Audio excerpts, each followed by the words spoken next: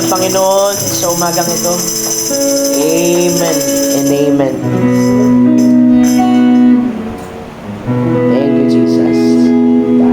So again, tayo po babasa na ng kasulatan sa umagang ito. Amen. Dito po sa aklat po ng John.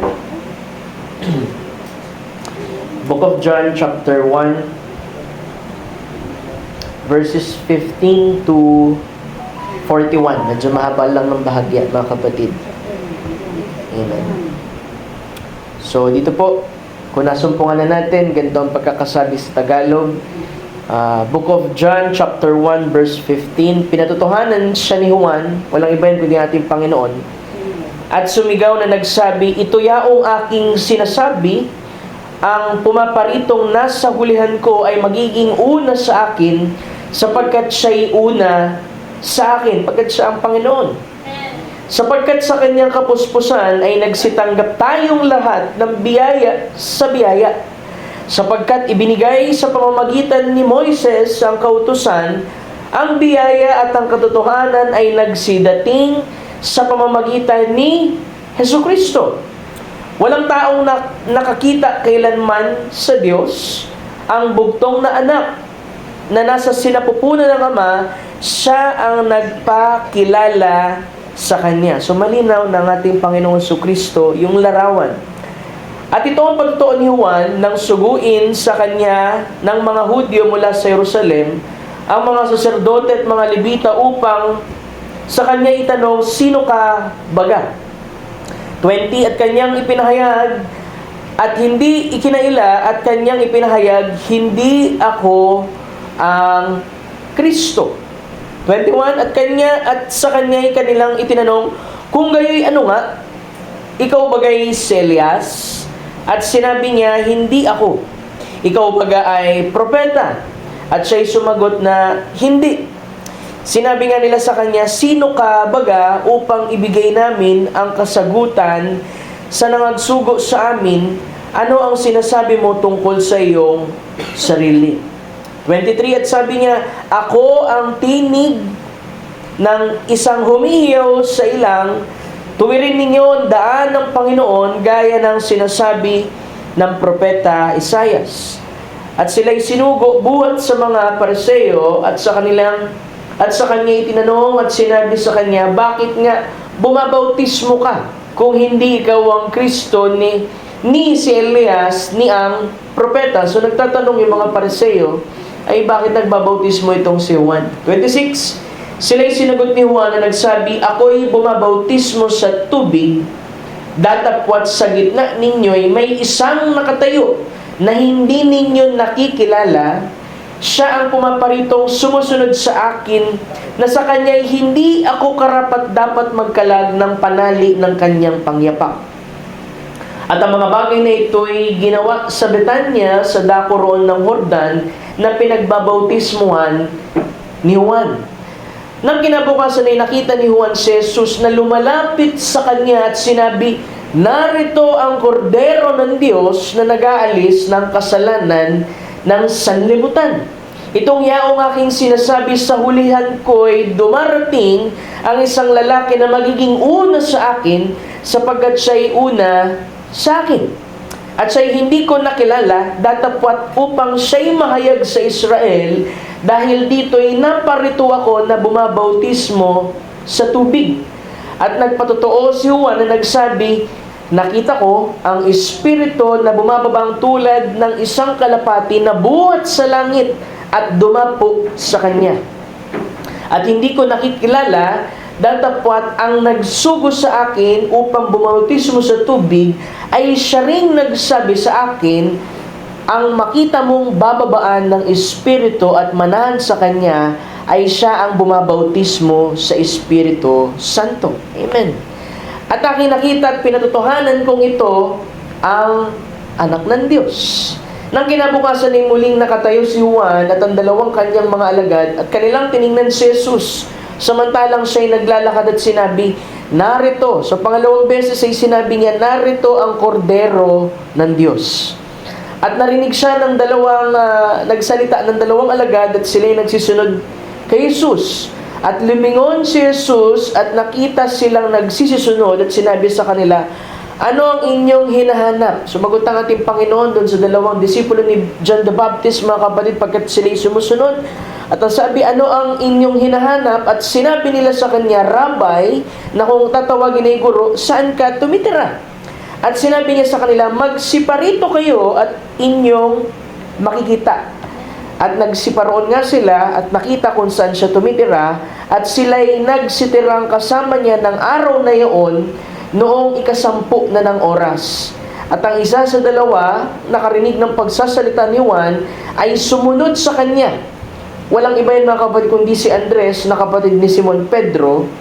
Una niyang nasumpungan ang kanyang sariling kapatid na si Simon, at kanyang sinabi, nasumpungan namin ang Mesiyas, na kung liliwanagin ay ang Kristo. Ang Diyos ang patuloy na magpala sa Kanya pong mga salita. Tayo po'y mananalangin sa ating mga puso. Amang banal na may-ari sa aming buhay, o Diyos ni Abraham, ang Diyos ni Isaac, ang Diyos ni Jacob, ang Diyos ni Jose at aming Diyos. Muli kami, Lord, narito sa umagang ito, Panginoon, humaharap sa ng aming lakas, lahat ng aming maipipresenta, Panginoon, na karapat-dapat sa iyo sa umagang ito, ay tumitindig kami, Lord, na may katapangan sa aming puso, na may pananampalataya, na kami, Lord, ay lumalapit, Panginoon, na may kumpiyansa, Panginoon, sa nabubong dugo sa krus ng Kalbaryo, na siyang tinitingnan mo, Panginoon, sa amin, pagkat, Lord, ito ang tinatanggap mo, Panginoon, na hain, tinatanggap mo na panalangin, tinatanggap mo, Panginoon, na handog, Panginoon, na mabangusam iyo sa iyo, Diyos, ang dugo ng iyong bugtong na anak, aming Panginoong Jesucristo, na ito lamang, Panginoon, ng kaaya-aya, Lord, sa iyong paningin. Kaya aming sinasambit ang kanyang pangalan, Lord, sa umagang ito, upang kami rin naman, Lord, ay maging karapat-dapat sa iyo, Lord, na haharap, Panginoon, na walang anumang reservation, Lord, sa aming sarili. Walang pagtatago ng anuman, Panginoon, kundi kami, Lord, ay hubad at alam mo, Lord, ang laman ng aming mga puso. O Diyos, bago pa man ang lahat, muli kami, Lord, humingi ng kapatawaran, O Diyos, sa lahat ng aming mga pagkukulang, sa aming mga pagkakasala, sa lahat ng aming mga kakulangan bilang tao. Pagkat, O Diyos, kami, Panginoon, ay marupok lamang, Lord, na sisidlan, na walang magagawa, libang hawakan mo at kilusin mo at bigyan mo ng iyong Santong Espiritu. Kaya, Lord, dalangin ko, Ama, na sa patuloy namin, Lord, na paglapit sa iyo ng may pananampalataya, magawa mo, Lord, ng aming puso'y makumbinsi, Panginoon, at kami lalabas sa apat na sulok, Lord, ng bahay dalanginan na ito bilang isang tunay na mananampalataya sa iyo. Isang tao, Lord, na nakumbinsi ng iyong ebanghelyo at ng mensaheng ito. At kami lalabas, Panginoon, na merong pong malasakit, merong damdamin, merong interest, Lord. At kami, Lord, ay lalakad ng ayon, Lord, sa kung anong kalooban mo po sa amin.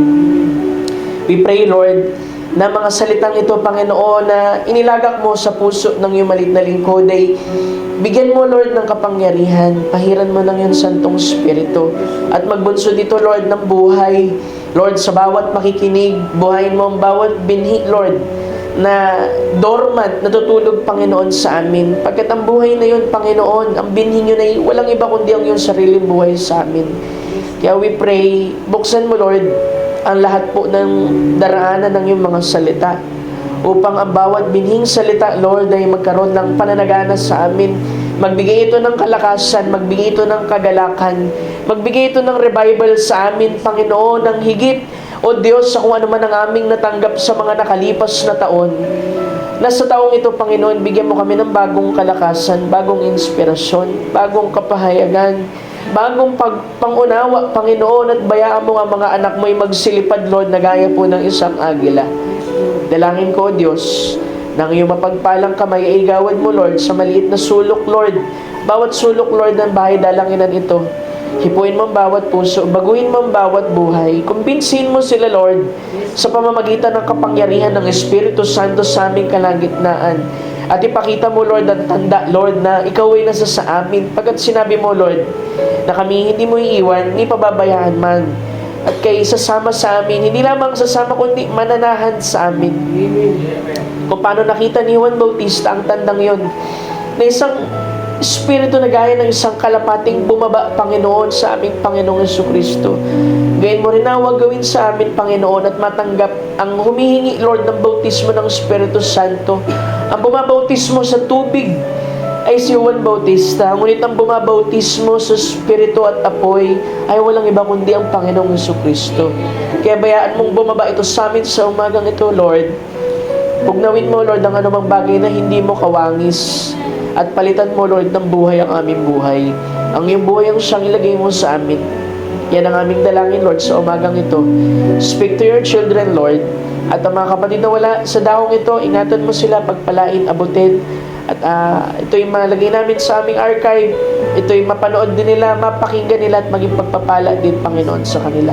We pray, mga pangailangan, O Diyos, na tanging Ikaw ang nakakaalam. Itinataas ko sa iyo, Ma, at sa iyong panan, na Ikaw ang maggawad at tumugod, Panginoon, sa mga panalangin po na yan.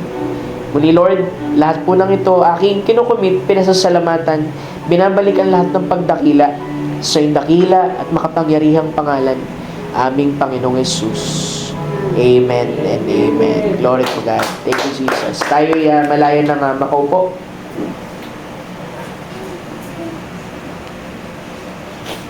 Amen. Once again, ay mapagpalang umaga po sa bawat isa sa atin. Amen. Tulungan tayo ng ating Panginoon sa umagang ito na natapos ko ito sa paraan na may pahayag ko ang laman ng aking puso. Kung ano ang inilagay din ng Panginoon sa akin, mga kapatid. Dahil walang ibang desire ang isang ministro sa ating Panginoon, kundi mapakain yung mga tupa ayon sa salita ng ating Panginoon. Amen. So umagang ito, mga kapatid, ay mangungusap ako sa isang mensahe na nais kong pamagatan na a life that is truly convinced. A life that is truly convinced. Isang buhay, mga kapatid, na tunay ngang nakumbinsi. Pwede natin sabihin, pag sinabi mo nakumbinsi, ay lubos na naniniwala o isang taong mananampalataya. Amen. At may subtitle ito na convince and then concern, mga kapatid.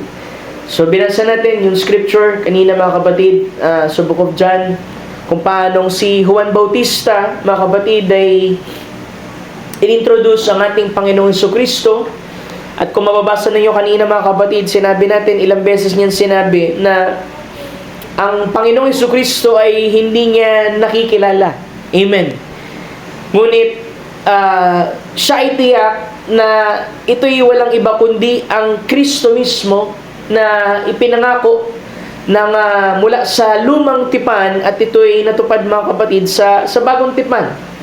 At kung matatanong natin ay, Pastor, paano naging tiyak itong si Juan Bautista? Dahil nakita natin na hindi niya pa nakikilala, ngunit tiyak siya na yung kanyang ipipresenta, mga kapatid, na nasa likuran niya, na siyang una kaysa sa kanya, mga kapatid, ay walang iba ito kundi ang Kristong hinihintay nila, mga kapatid.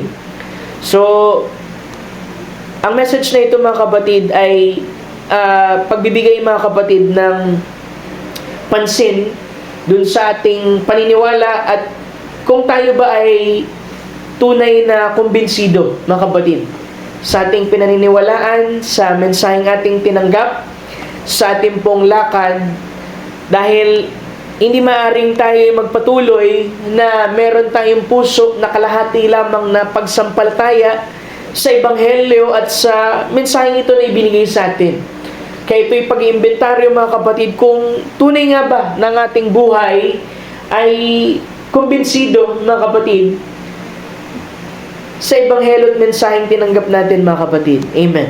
So, gusto ko munang himayin yung dalawang salita na naririto na ang ibig sabihin ay convince, tsaka yung isa ay concern. Diba? Sa Tagalog, yung convince ay pagiging kumbinsido.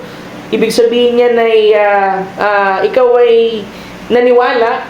At yung concern naman, mga kapatid, ay ibig sabihin nito ay interest, pagmamalasakit, o damdamin para sa isang bagay. So, alam mo mga kapatid, yung pong word na convince, mga kapatid, ang root word niyan galing sa Latin, mga kapatid, yung con, diba convince, yung con, ibig sabihin ng con, mga kapatid, ay fully or completely.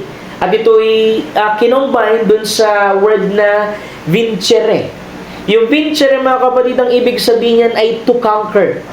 So, pag pinagsama mo yan, mga kapatid, yung pong to conquer or to overcome, pag sinabi mong kumbinsido, ang sabi dyan ay to convince is means to completely overcome. Dahil, alam mo nga, pagka ikaw ay nakipag-usap sa isang tao at siya'y kinakausap mo at gusto mo siyang mapaniwala sa isang bagay at siya'y naniwala, nakumbinsi mo siya, mga kapatid, you are completely, ito'y nagawa mo, mga kapatid, yung tinatawag na completely overcome. Nagawa mo, mga kapatid, na ma-overcome yung kanyang marahil pagdududa, yung kanyang disbelief dun sa ebidensyang ipinipresenta mo, isang argument, mga kapatid, at siya'y dinadala mo sa isang tiyak na bagay o paniniwala. So, ibig sabihin pala ng convince ay completely overcome. Completely conquer, mga kapatid. So, parang ano yan mahikayat mo yung isang tao na yung bagay na sinasabi mo ay isang tamang bagay, mga kapatid, at kung siya'y mapaniwala mo, ibig sabihin, nakumbinsi mo siya. At matapos yung pagiging kumbinsi, mga kapatid, hindi lamang doon natatapos. Dahil sabi ko nga sa inyo, pagiging mananampalataya sa ating Panginoon ay hindi lamang nalilimitahan o humihinto, mga kapatid, doon po sa simpleng paniniwala o pagiging kumbinsido na ang pinaniniwalaan nating mensahe at ang ebanghelyong ito ay tama. Kailangan ito'y dumaan, mga kapatid, doon sa pinakadulo na bahagi nito na pagiging concern. Ibig sabihin naman ng concern, pastor. Ganun pa rin, galing ito, mga kapatid, sa root word, yung concern, mga kapatid, ay to sift or to mix or to distinguish. Yung pagiging concern, mga kapatid, yung pong cernere, mga kapatid, na Latin din, ay ibig sabihin to distinguish, to discern. At ang ibig sabihin ng con ay together. Kaya ang sabi dun, mga kapatid, yung root word na concern galing sa Latin, mga kapatid, ay pagsasabi ng to sift together or to relate together or to pertain to. Even eventually developing into a meanings of involvement. So yung pagiging concern, nagiging involved ka dito, nagkakaroon ka ng interest. Di ba nga pag sinabi mo, alam mo, concern ako sa'yo, nag-aalala ko sa'yo. Ibig sabihin, merong pag-i-involve ng sarili mo doon sa marahil buhay ng isang tao. Pag sinabi mong concern, marahil merong problema yung isang tao at nalaman mong meron siyang problema, sabi mo, alam mo, concern ako sa nai-involve ka, mga kapatid, doon sa kanyang buhay.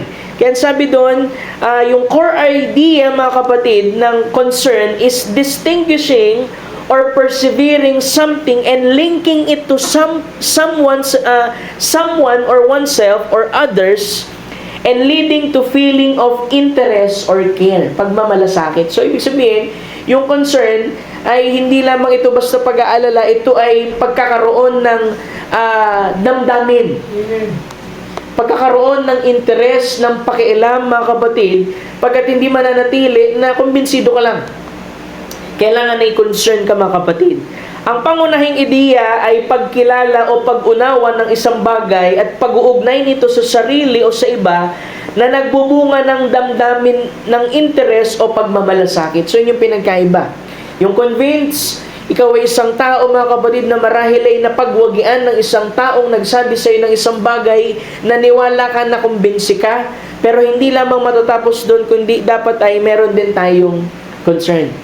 So, alam mo, mga kapatid, pag binasa mo yung message, mga kapatid, ng convince and concern, apat yan, mga kapatid, ito po ay isang evangelistic preaching na pagtuturo na kung meron tayong natanggap na isang bagay sa ating Panginoon na tayo'y nakumbinsi, ito'y magtutulak sa atin para magkaroon ng isang damdamin, at ang damdamin na yun, mga kapatid, ay magtutulak din sa atin upang yung bagay at katotohanan natanggap natin ay maibahagi din natin to sa iba.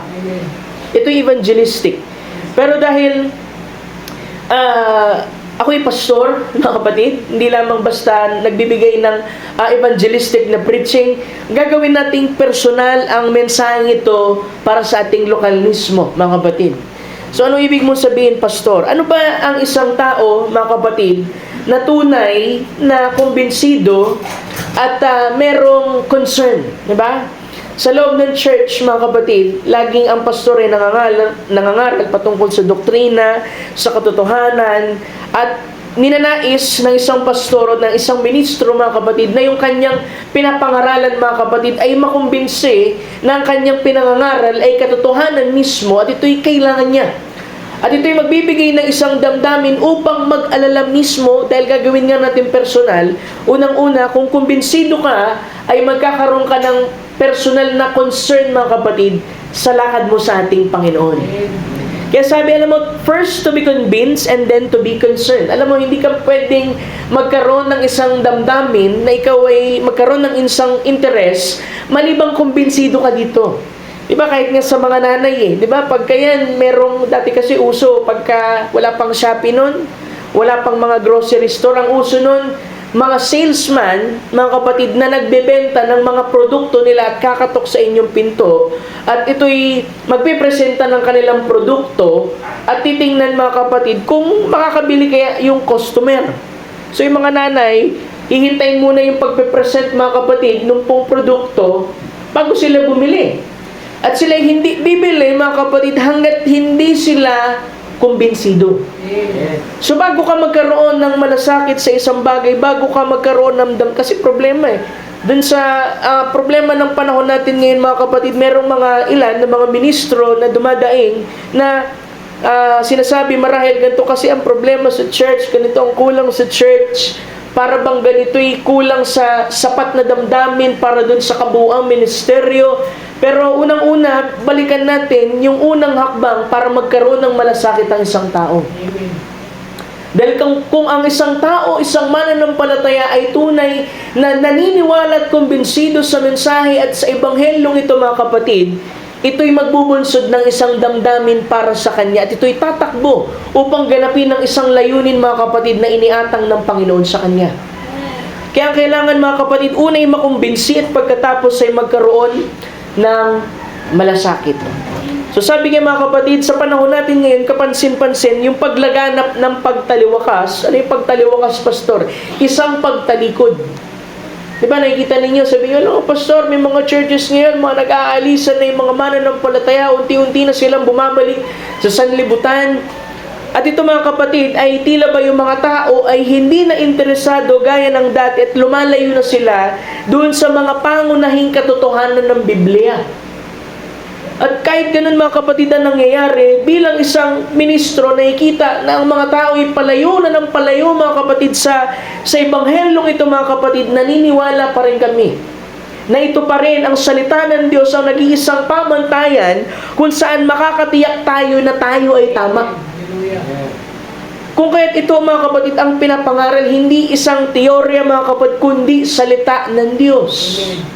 At ang sabi, mga kapatid, nakikita natin na yung mga tao, mga kapatid, ay palayo na sila sa salita, wala na silang interest, mga kapatid, tila ba wala na silang ganong interest dito. At dumarating, mga kapatid, dun po sa punto na tayo ay parang nabusog na. Alam mo yung taong nabusog? Pagka isang taong nabusog sa natural, mga kapatid, nagbubunsod yan, mga kapatid, pag labis kang nabusog, magiging antukin ka, magiging tamad ka. Kung ang tao ay nakakain ng sobra, kahit tanungin niyo, mga kapatid, yung mga doktor. Diba? Kaya nga sinasabi, pagkabusog ka, huwag kakain kasi isa sa mga manifestasyon ng isang taong nabusog, mga kapatid, siya'y relax at siya'y gusto niyang matulog. Gusto niyang magpahinga. At ang tao, mga kapatid, na sinasabi dito na wala ng interes, para bang ang isang tao, mga kapatid, na nabusog na ng sobra. Anong ibig mong sabihin doon, pastor? Na yung mga mananampalataya marahil ay lubos na nabusog na. Saan, pastor? Maaring nakakita na tayo ng mga napakaraming dakilang bagay. At sa dami ng mga dakilang bagay na ito, mga kapatid, kaya ito'y nagiging karaniwan na lamang sa atin. Amen. Kaya kung minsan, kapag mayroong isang dakilang bagay na ginagawang ating Panginoon, dahil lagi natin ito nakikita, kung minsan ay nagiging common na lang ito sa atin. At nawawala yung interes. Nawawala yung damdamin. Manaalala ko yung isang kwento. Sabi, meron isang makata na manunulat, mga kapatid, na sumulat siya tungkol sa ganda ng isang dagat. Nakita niyo yung mga ibong bako, yung mga seagull, mga kapatid, at kung paanong pinaaninag, mga kapatid, sa tubig, yung ganda ng kalangitan. Isa siyang manunulat, mga kapatid, isang nagsusulat ng tula.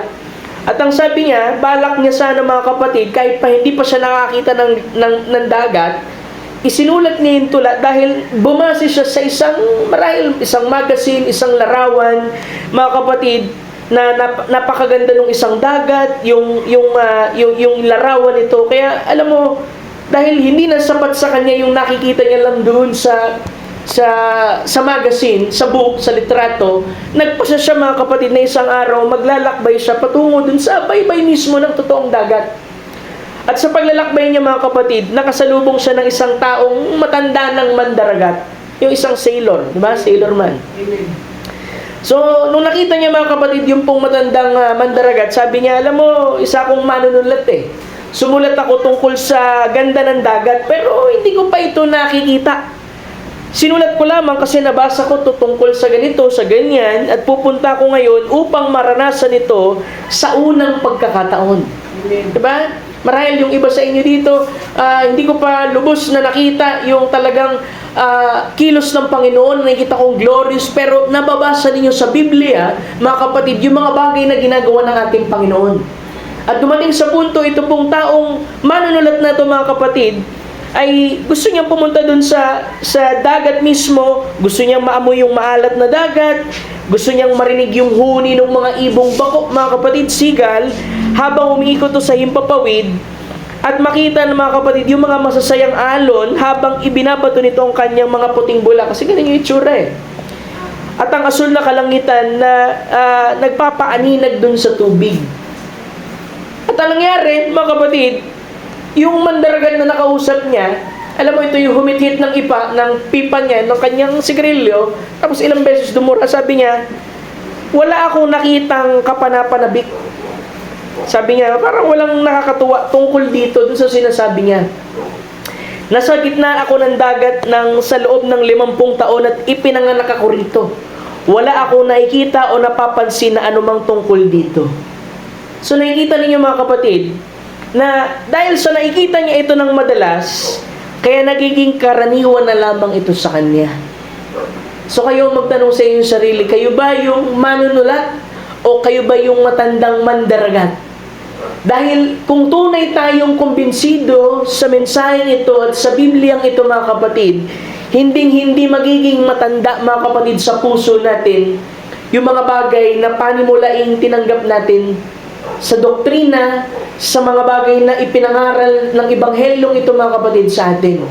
Kasi ang problema, pag nagiging common na lang, mga kapatid, sa dulo parang, alam mo, parang tradition na lang. Wala na yung lubos na kagalakan sa kanilang puso, mga kapatid. Kaya, binabaliwala nila yung mga bagay. Kasi yung kabaligtaran ng pagiging concern, mga kapatid, ay pagbibigay ng pagwawalang pahalaga, mga kapatid, dun po sa bagay na ginagawa ng Diyos. At nakikita natin, mga kapatid, napakaraming kabutihan ng Diyos. Kaya naging karaniwan na lang ito sa atin. Sana wag nawa. Diba? Dahil napakabuti ni Lord. Sa dami ng kabutihan ni Lord, mga kapatid, pag may ginawa ulit siyang isang bagay sa buhay mo na hindi karaniwang nangyayari, mga kapatid, pero ito'y marahil nakita mo na sa isang kapatid mo, parang wala na lang sa'yo. Diba? Hindi natin ito binibigyan ng halaga gaya ng nararapat. Kahit na akala natin, ginagawa natin. Kasi itong quote mismo binabasa ko, mga kapatid. Sabi, nakakakita tayo napakaraming kabutihan ng Diyos, kaya nagiging karaniwan na lang ito sa atin. At hindi natin ito binibigyan ng halaga gaya ng nararapat, kahit pa akala natin ay ginagawa natin. At nag-quote siya ng scripture. Kung magbubukas kayo ng Biblia, mga kapatid, Hebrews chapter 2, verse 1 to 3. Kaya anong sabi mga kapatid? Kaya nga dapat nating pag-ingatang lubos sa mga aral na ating narinig upang hindi tayo maligaw. Di ba sabi dun sa Hebrews mga kapatid, kaya't nararapat nating pagkatantuhin ang mga bagay na ating narinig na baka sakali tayo'y makahagpos. Ibig sabihin na makahagpos ay maanod, maligaw. Sapagkat kung ipinangusap na salita sa pamamagitan ng mga anghel ay nagtibay at ang bawat pagsalangsang at pagsuway ay tumanggap ng matuwid na parusa na kabayaran. Ibig sabihin yan, mga kapatid, isipin ninyo, yung kautusan na ibinigay ng Diyos sa pamamagitan ng mga anghel ay napapatunayang totoo at ang tumatanggap, mga kapatid, ng kaukulang parusa ang bawat taong lumalabag o sumusuway dito. Pag binasa mo yung 3, sabi, paanong makatatanan tayo kung ating pabayaan ng ganitong dakilang kaligtasan na ipinapangusap ng Panginoon nung una ay pinatunayan sa atin sa pamamagitan ng mga nakarinig. Kaya sabi, hindi tayo makakaligtas kung babaliwalain natin ang mga dakilang kaligtasan na ito at ang Panginoon mismo ang unang nagpahayag ng kaligtasang ito at pinatunayan ang kaligtasang ito at pinatunayan sa atin sa mga nakarinig. Kaya kailangan mga kapatid, ingatan natin ng lubos yung aral na ating narinig.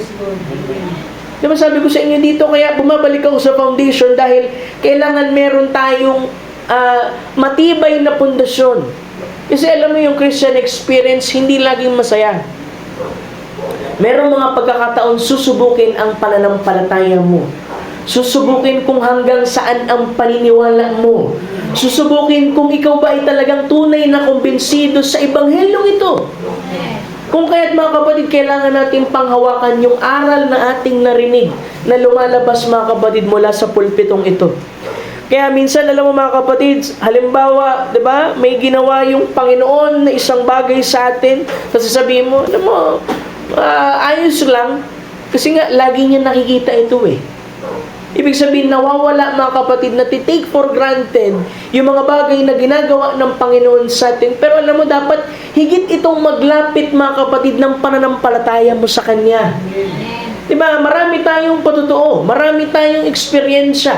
At sa mga eksperyensyang ito, nakita natin ang pagkilos at kapangyarihan ng ating Panginoon. Diba? Sabi nga, alam mo, yung pagpapagaling lamang ay isa sa pinakamaliit na bagay na magagawa ng ating Panginoon. Ang mapagaling ng isang tao sa isang karamdamang idinideklara mga kapatid ng isang doktoro, isang hospital mga kapatid na ito'y wala ng lunas pero kayang gawin at pihitin ng Panginoon bilang siya'y manunubos mga kapatid. Ito'y isang dakilang bagay na hindi dapat mawala sa ating mga puso. Amen. Ba? Ngunit mga kapatid, sabi nyo iba, alam mo, normal sa amin lagi may napapagaling kasi sa amin. Kaya alam mo, parang normal na sa amin. Pero kung minsan yung bagay na binabaliwala natin, pag ito'y nangyari sa ibang iglesia o marahil sa ibang lugar, ito'y magbubunsod mga kapatid na yung mga taong makakakita nito mga kapatid, libo-libo ang magpapatirapat, magbibigay ng kaluwalhatian sa Diyos para dun sa isang bagay na yun. Pero kung minsan ay tinitake for granted ng tao mga kapatid. Ngunit dapat ay napagtatanto natin mga kapatid na yung dakilang kapangyarihan ng Espiritu Santo ay humihilas sa atin at nagtutulak sa atin patungo dun sa mga lugar kung saan ang salita ng Diyos mga kapatid ay nakatakdang mahayag. Ito dapat mga kapatid ang laman ng ating puso. Gaano tayo kukumbinsido? Dahil kung tayo'y tunay na kumbinsido, magiging concern tayo, una, dahil ginagawa natin personal na mensahe na ito sa lakad natin sa ating Panginoon. Sa loob lamang ng isang iglesia, diba, pag-usapan natin yung mga suliranin. Sabi doon, yung sa mga suliranin mga kapatid, yung mga tao ay nandoon pero wala silang interes sa salita ng Diyos. Ang iba mga kapatid, nasumpungan nila natutulog habang nangangaral ng isang mangangaral. May iba naman mga kapatid, habang nangangaral yung ministry, humahawak sila ng cellphone at sila'y nagsiselfone. Ito'y pagpapatunay na sila'y hindi tunay na kumbinsido. Dahil kung sila'y kumbinsido mga kapatid, hindi nila gagawin ang mga bagay na yun. Magiging concern sila sa kung ano magiging itsura nila sa harapan at presensya ng ating Panginoon. Hallelujah! Kaya sabi mga kapatid, ang iyong mga gawa ay higit kaysa sa iyong mga salita. Di ba lagi natin narinig yun? Your words, your action speaks louder than your voice. Amen. At kapag nakikita natin na tinatanggihan ng tao ang ebanghelyo, paano natin masasabi na naniniwala siya sa ebanghelyo? Hallelujah! Gayong tinatanggihan mo mismo ang bagay na sinasabi mong pinaniniwalaan mo. Kaya alam mo mga kapatid, si Juan, may kita ninyo bakit napakatibay ng paniniwala ni Juan na alam niya na ito ang Mesiyas. Ba't napakasigurado siya? Pero may kita niyo sa scripture, sinasabi niya, hindi ko siya nakikilala, pero nung dumaan ang ating Panginoon, sabi niya, ang kordero ng Diyos na nag-aalis ng kasalanan ng sanlibutan. Alam niyo bakit? Dahil una, kumbinsido siya na ito ang Mesiyas. Hindi ka maaring gumawa ng anumang bagay hanggat hindi ka kumbinsido. At pagkatapos ay magiging interesado ka, magkakaroon ka ng damdamin o malasakit mga kapatid. Ngunit kung hindi ka kumbinsido, hindi ka gaanong interesado. Pero itong si Juan Bautista mga kapatid, di ba? Nakita niya eh. Pagdaan ng ating Panginoon, bigla niyang in-identify. Mamaya babaybayin natin paano niya na-identify at magawa ninyong makuha, mga kapatid, ang ibig kong sabihin para inyong ma-inventaryo kung tunay ba kayong kumbinsido, mga kapatid. Sabi nga, yung mga taong pumupuna ng divine healing, di ba? Kasi mayroon mga tao hindi niniwala sa divine healing eh. Pero pinatunayan niya ng Diyos sa iglesia natin. Sa munting ministeryo na ito. Sa munting tupa na ipinagkaloob ng Panginoon sa dakong ito. Diba? May mga taong pumupuna ng divine healing, may mga taong pumupuna dun sa mga humihiyaw sa spirito, o marahil anumang bagay mga kapatid sa Biblia, o marahil yung mga kaloob ng espiritu, ang dahilan bakit nila ito pinupuna, alam niyo mo bakit? At bakit hindi sila interesado? Dahil nga hindi pa sila kumbinsido na ito ay tama. Kasi kung kumbinsido, kung mananampalataya, maniniwala siya kasi naniniwala siya doon. Kaya kung merong nag-criticize ng divine healing at ilang mga bagay na ating pinaniniwalaan na nakasalig sa Biblia, ibig sabihin lamang yan mga kapatid ay dahil hindi pa sila kumbinsido. Ngunit hayaan mong mangyari sa iyo minsan at malaman mo na meron sa mga taong ito at makita mo roon na nagsasabing hindi sila naniniwala sa pagpapagaling na ito'y gawa ng Diyos. Ibig sabihin nun, kaya hindi siya naniniwala sa divine healing kasi hindi pa siya nagkakasakit. Pero dun sa taong nagkasakit na pinagaling ng Diyos, sapat yun mga kapatid upang makumbinsi siya na merong Diyos. Nang sabi mga kapatid dun sa Old Testament, I am the Lord that healeth all thy diseases. At hindi siya nagbabago. Diba? Kaya alam mo mga kapatid, kung di ka naniniwala sa divine healing, mahirap yan. Pupulaan mo. Minsan baka may i-allow ka ng Panginoon na dumating ka dun sa balik ng karamdaman para lang makumbinsi ka na merong iisang Diyos na nagpapagaling. Unang-una mga kapatid, bakit po kumbinsido, Pastor? Itong si John the Baptist. Sabi, ang dahilan kung bakit si Juan Bautista ay merong malasakit, merong damdamin, merong interes, ay dahil kumbinsido siya na ang nalalapit na panahon ng Mesiyas ay malapit na. Dahil sa ilang, unang-una, nung nandun siya sa ilang mga kapatid, ipinakilala sa kanya yung Mesiyas na ito. Kasi si John the Baptist mga kapatid, siya'y magulang ni Elizabeth saka ni Zachariah. Di ba si Zachariah ay isang Levita? Di ba usually pagka Levite, pagka ikaw ay anak ng isang Levita, ikaw ay hahalili pagka namatay yun. Ibig sabihin magiging priest ka din. Pero dahil ito ang mag-i-introduce sa ating Panginoong Jesucristo, siya'y dinala dun sa ilang. At dun siya dinil ng ating Panginoon. Kaya iba yung way mga kapatid ng dealing ng Panginoon dito sa propetang ito dahil siya mismo ang magpapakita mga kapatid sa pagdating ng Mesiyas.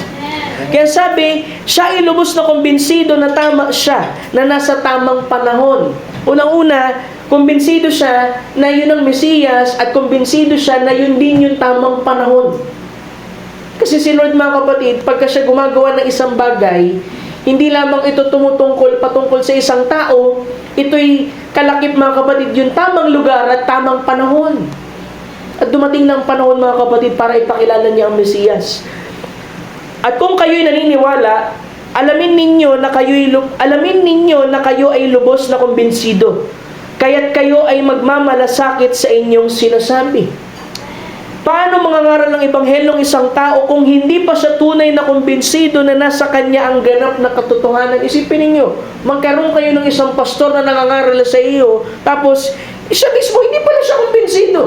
Pero kung mga kapatid, kumbinsido ko sa mensaheng Ebanghelyong itong ipinapangaral ko sa inyo. Amen. Paano niya yun magagawa? Ngunit kapag kayo ay kumbinsido, kayo ay may alam. Alam paano kayo makukumbinsi kung hindi ayon ito sa kasulatan. Ibig sabihin, meron tayong pinagbabalingan o batayan, mga kapatid, ng ating pinaniniwalaan. Kailangan kayo'y kumbinsido, at pagkatapos na kayo'y kumbinsido, mga kapatid, ay doon pa lang kayo magkakaroon ng pagmamalasakit. At nagtutulak sa inyo na magmalasakit dahil kayo ay kumbinsido. Yun lamang yun eh. Vice versa, mga kapatid. Batid niya ni John the Baptist na malapit na yung kanyang panahon at alam niya yung kanyang mensahe. At ang mensahe niya, mga kapatid, ano ang mensahe ni John the Baptist, Pastor? Di ba, message of repentance? Di ba, sabi niya ay magagsisi kayo? Di ba? Dahil paparating ng ating Panginoong Jesucristo, siya ay lubos na kumbinsido at siya ay nagmamalasakit na maiparating ang kanyang mensahe bago ang paglitaw ng Mesiyas. Kaya alam mo, kahit sa panahon ng ating kapatid Brother Branham, mga kapatid, di ba marami siyang mga mensahe, mga kapatid, lagi sabi, parating ng Panginoon, the coming of the Lord. Pero nakikita natin na ang kanyang mga mensahe, merong laman, mga kapatid, na mensahe ng pagsisisi. Yes, Lord. Kasi hanggat hindi ma-recognize ng tao ang kanyang kalagayan at hindi siya magsisisi, hindi darating ang Panginoon sa kanya. Amen. Pagkat sa mensahe ng pagsisisi ay inihahanda ang daan ng Panginoon para sa kanya. Amen. Kung kaya, mga kapatid, ngunit kay Juan, siya'y kumbinsido na ang Mesiyas ay naroroon sa isang lugar, dito mismo sa lupa, at siya'y kumbinsido at kinakailangan nila siyang mangaral at magsisi at tuwirin ang daan para sa kanyang pagdating, at siya'y nagmalasakit na maiparating ang mensahe. Isipin mo na lang, kung sa panahon natin na meron tayong pinaniniwalaan, mga kapatid, na mag-i-introduce ng coming ng ating Panginoong Jesucristo, wala siyang sapat na damdamin, marahil ay hindi siya mangangaral, mga kapatid. Pero ang isang taong kumbinsido sa isang bagay, mga kapatid, magbubunsod ito na magkaroon siya ng damdamin na merong interes, merong malasakit, mga kapatid, sa isang bagay na ibinigay ng Panginoon sa kanya. Kung tayo ay naniniwala na ang pagdating ng Mesiyas ay malapit na, sa aking palagay ay nararapat nating isantabi ang lahat ng iba pa at magmalasakit na makapasok sa mensahe kung tayo ay kumbinsido. Sabi natin, message believer ako. Alam mo ba, di ba sabi, you must get in the message. Kailangan mo makapasok doon sa mensahe. Amen. Dahil walang ibang magbubunsod, mga kapatid, para magkaroon ka ng rapturing faith maliban sa tinuturo ng mensahe mismo. Alam mo, mga kapatid, alam mo ba yung kwento, mga kapatid, dun po sa Sodom, yun pong tatlong anghel na nagpakita kay Abraham at kay Sarah? Alam niyo ba, mga kapatid, na yung isa doon, tinawag niya my Lord? Kasi yung dalawa doon anghel. Di ba si Abraham yun eh? Na na-identify niya ang ating Panginoon yun mismo na nahayag sa laman sa unang pagkakataon. Pagkat merong pangako sa kanila na kailangan tugtog din ng Panginoon. At kailangan niya magpakita kay Abraham, pastor, ba't niya kailangan pang magbihis ng laman? Kasi alam mo, mga kapatid, kung ang Diyos nakipag-meet kay Abraham bilang isang Diyos, isang Espiritu, mamamatay si Abraham. Kaya kailangan niya magbalot ng laman, mga kapatid, upang sabihin yung pangako. At merong sign, mga kapatid, na binigay, di ba? Kaya alam mo si John, bakit siya kumbinsido na yung kanyang nakitang dumaan habang siya'y nangangaral ay ang Mesiyas mismo, pagkat siya'y nakakita ng tanda dito. Amen. Diba? Sabi doon ay, sabi niya, yung nagsugos sa akin doon sa ilang, ay siya rin nagsabi sa akin na kung sino man yung makita mo, nabababaan ng Espiritu na gaya ng isang kalapate, siya yun. Kaya, alam mo, para makumbinsi ka, Merong mga tanda na binibigay ang Panginoon sa iyo. Di ba hindi pa sapat na merong isang karamdamang pinagaling, merong isang pangangailangan tinugon, merong isang panalangin na tinupad ng Diyos, na merong isang bagay, mga kapatid, sa kalagitnaan natin na ginawa niya, mga kapatid, sa atin bilang tanda, mga kapatid, na siya yun? Hindi ba sapat na dahilan yun para makumbinsi ka? Yung ilang mga patotoo, mga kapatid, na sabi nga, sa time, mga kapatid ni Brother Branham, ay ilang track, 7 track, mga kapatid, ang naipon, yung mga crutches, yung mga saklay. Ibig sabihin, ilang libo yung napagaling, mga kapatid, sa panahon na yun. Amen. Kung si John the Baptist, mga kapatid, ay nakumbinsi sa pamamagitan ng isang tanda na sinabi sa kanya, ang mensaheng ito, mga kapatid, ang Biblia at maging ang mga hiwaga, mga kapatid, na nahayag sa atin ay magsisilbing tanda na siya'y naririto, mga kapatid. Amen. Hallelujah. Kaya sabi doon, yung pong time na yun, mga kapatid, ay kapareho ng time natin, yung pagbaba ng 3. Ano yung sabihin, Pastor? Kasi yung time na, mga kapatid, na bumaba yung 3 tao na yun, mga kapatid, wala iba, yung isa doon Diyos, yung dalawa doon anghel. At sabi, yung isa doon na Panginoon mismo ay nanatili kay Abraham. Pero yung dalawa ay bumaba, mga kapatid, sa Sodom at nangaral, mga kapatid, ng pagsisimuli. Kasi nga, coming of the Lord ang pinag-uusapan natin. At ang sabi doon, mga kapatid, tinipo yan, mga kapatid, kung babasahin niyo yung message, na yung isa doon, mga kapatid, ay nanatili doon po sa elected group, si Abraham, mga kapatid. Nasabi, the angels went down to preach the message. Diba? Bakit kailangan i-preach yung mensahe, Pastor? Alam mo kasi, meron 3 classes of people. Ano po yun, Pastor? Believers, unbelievers, and make-believers. And always together, and they associated together, and someone, they are thrown together. Alam mo, kung matigas-tigas nga, sabi nun sa eksaktong kute, sa loob ng iglesia, meron 3. And ito is a challenge, mga kapatid, para sa atin, i-identify nyo ang sarili nyo as a believer. Amen.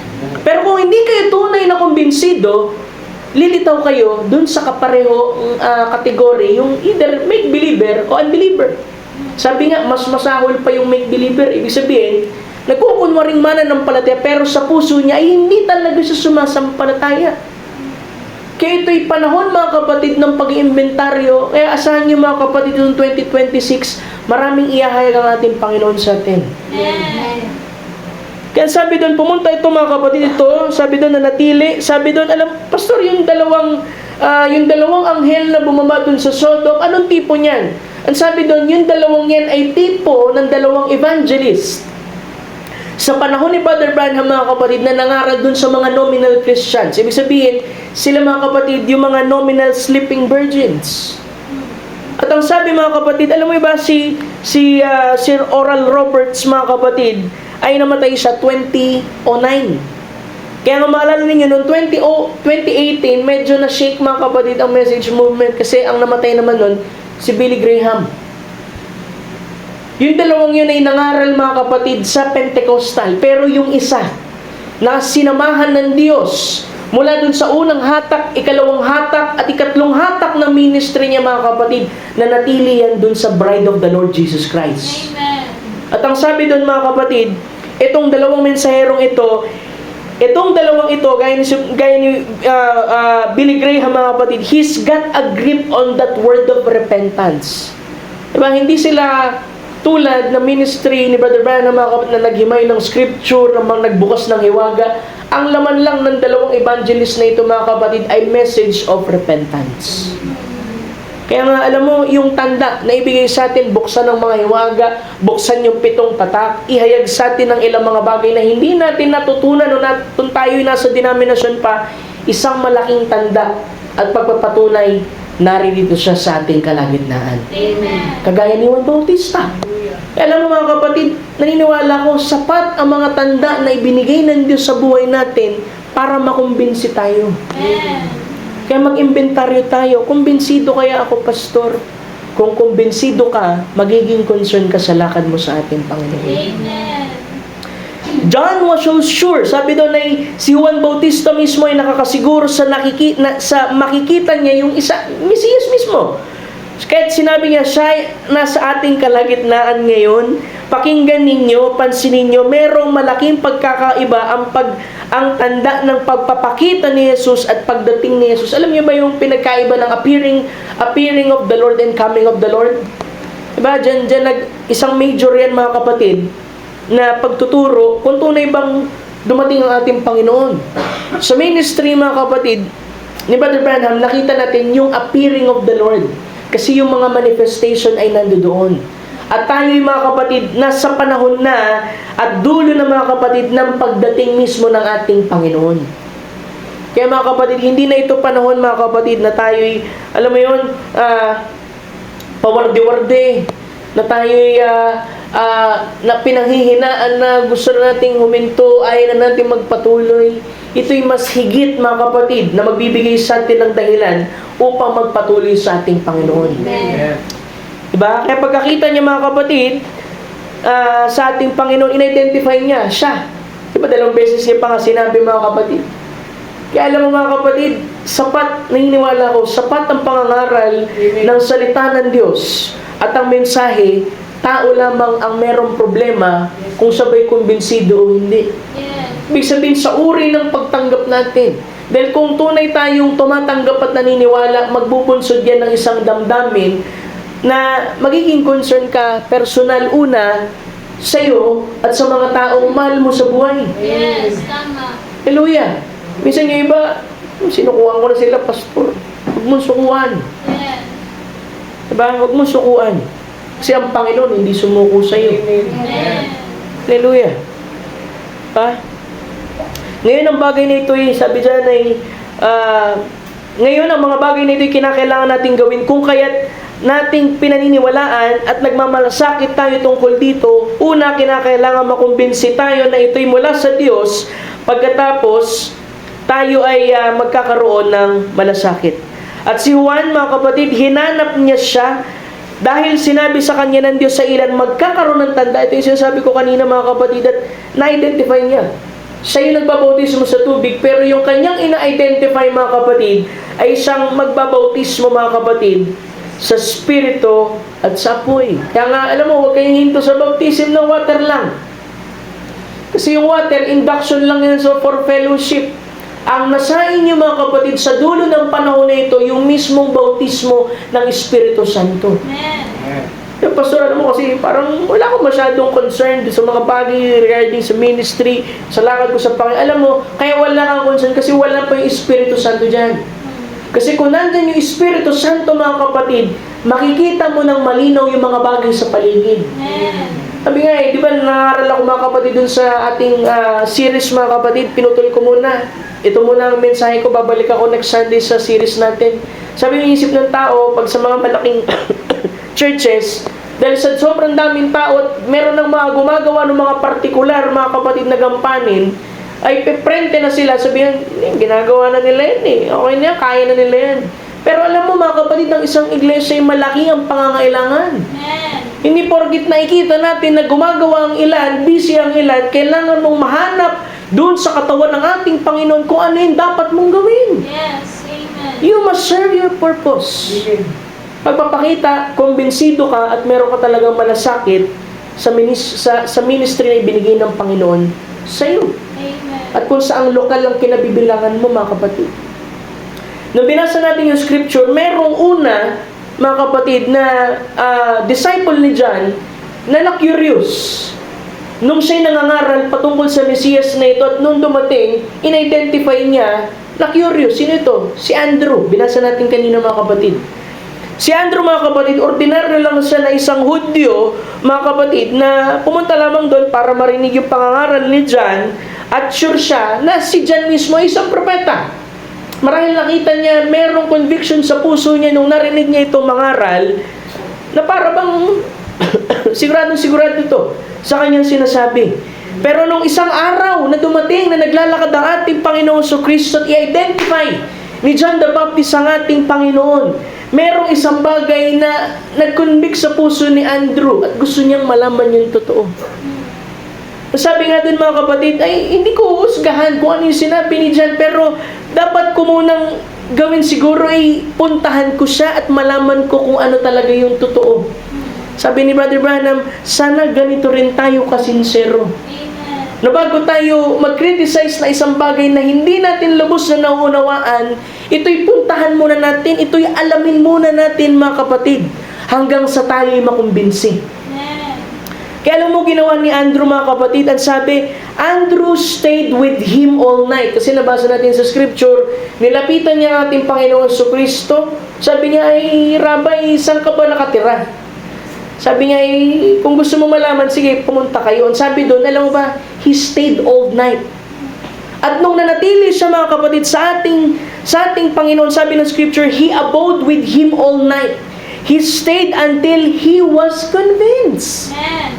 Kung minsan mga kapatid, alam mo, para makumbinsi ka, you must stay. Yes. Kung minsan, kailangan mong upuan, mga kapatid, ang scripture. Totoo ba itong pangako ng Panginoon? Kung kailangan mong magdamag na kausapin ng ating Panginoon at manalangin ka mga kapatid, hanggang sa makumbinsi ka, kailangan mong itong gawin. Kung minsan may mga churches nangangaral ng pastor at yung mga tao ay patayo-tayo mga kapatid, kaya hindi sila gaano kumbinsido. Yes. Kasi hindi nila ito pinagtutuunan ng panahon. Hindi man lang nila magawang umupo, makinig ang kanilang mga kapatid, yung kanilang atensyon ay maibigay doon sa pangangaral. Nang sa ganun ay merong mangyari doon sa kanilang buhay. Yes. Kung minsan, nandun tayo sa depression, nandun tayo sa frustration. Na sinasabi na, ang tagal ko na naglingkod sa Panginoon, pero bakit pero failure pa rin ako sa ganitong bahagi. Minsan, kailangan mo lang magstay sa ating Panginoon. Yes. Maupo at makinig hanggang sa makumbinsi ka. Amen. Kasi lahat tayo mga kapatid, nag-umpisa na umupo lamang sa isang gawain at nang makita natin ang pagkilos ng Espiritu Santo, hindi man sa maluwalhating bahagi, pero sa pamamagitan ng kanyang salita, pagkat sinabi, faith cometh by hearing the word of God, nakumbinsi tayo. Amen. Diba? And he was convinced. And then he was concerned about somebody else having the same thing he had. Kaya alam mo mga kapatid, nakumbinsi siya. Diba? Binasa natin sa 41, pumunta siya kanino? Kay Simon Peter. Sabi niya, alam mo, nasumpungan na namin yung Mesiyas. Ibig sabihin mga kapatid, yung kanyang paglalaan ng panahon na manatili sa ating Panginoon ng isang magdamag ay nagbunsod mga kapatid para makumbinsi siya. Na kung meron man mga kapatid, agam-agam sa puso natin, sabihin, babaguhin kaya ako ng Panginoon? Kaya ako pagpalain ng Panginoon? Subukan mo ng isang magdamag na kausapin siya mga kapatid at makukumbinsi ka. Amen. Mga kapatid, na siya'y totoo. Amen. Hallelujah! Kaya mga kapatid, sabi doon, kung kinakailangan, kumbinsido muna isang tao mga kapatid, at tanging makakakumbinsi ay ang manifestasyon mismo at ang pagkakakilanlan ng Ebanghelyo na nakikita sa iyo.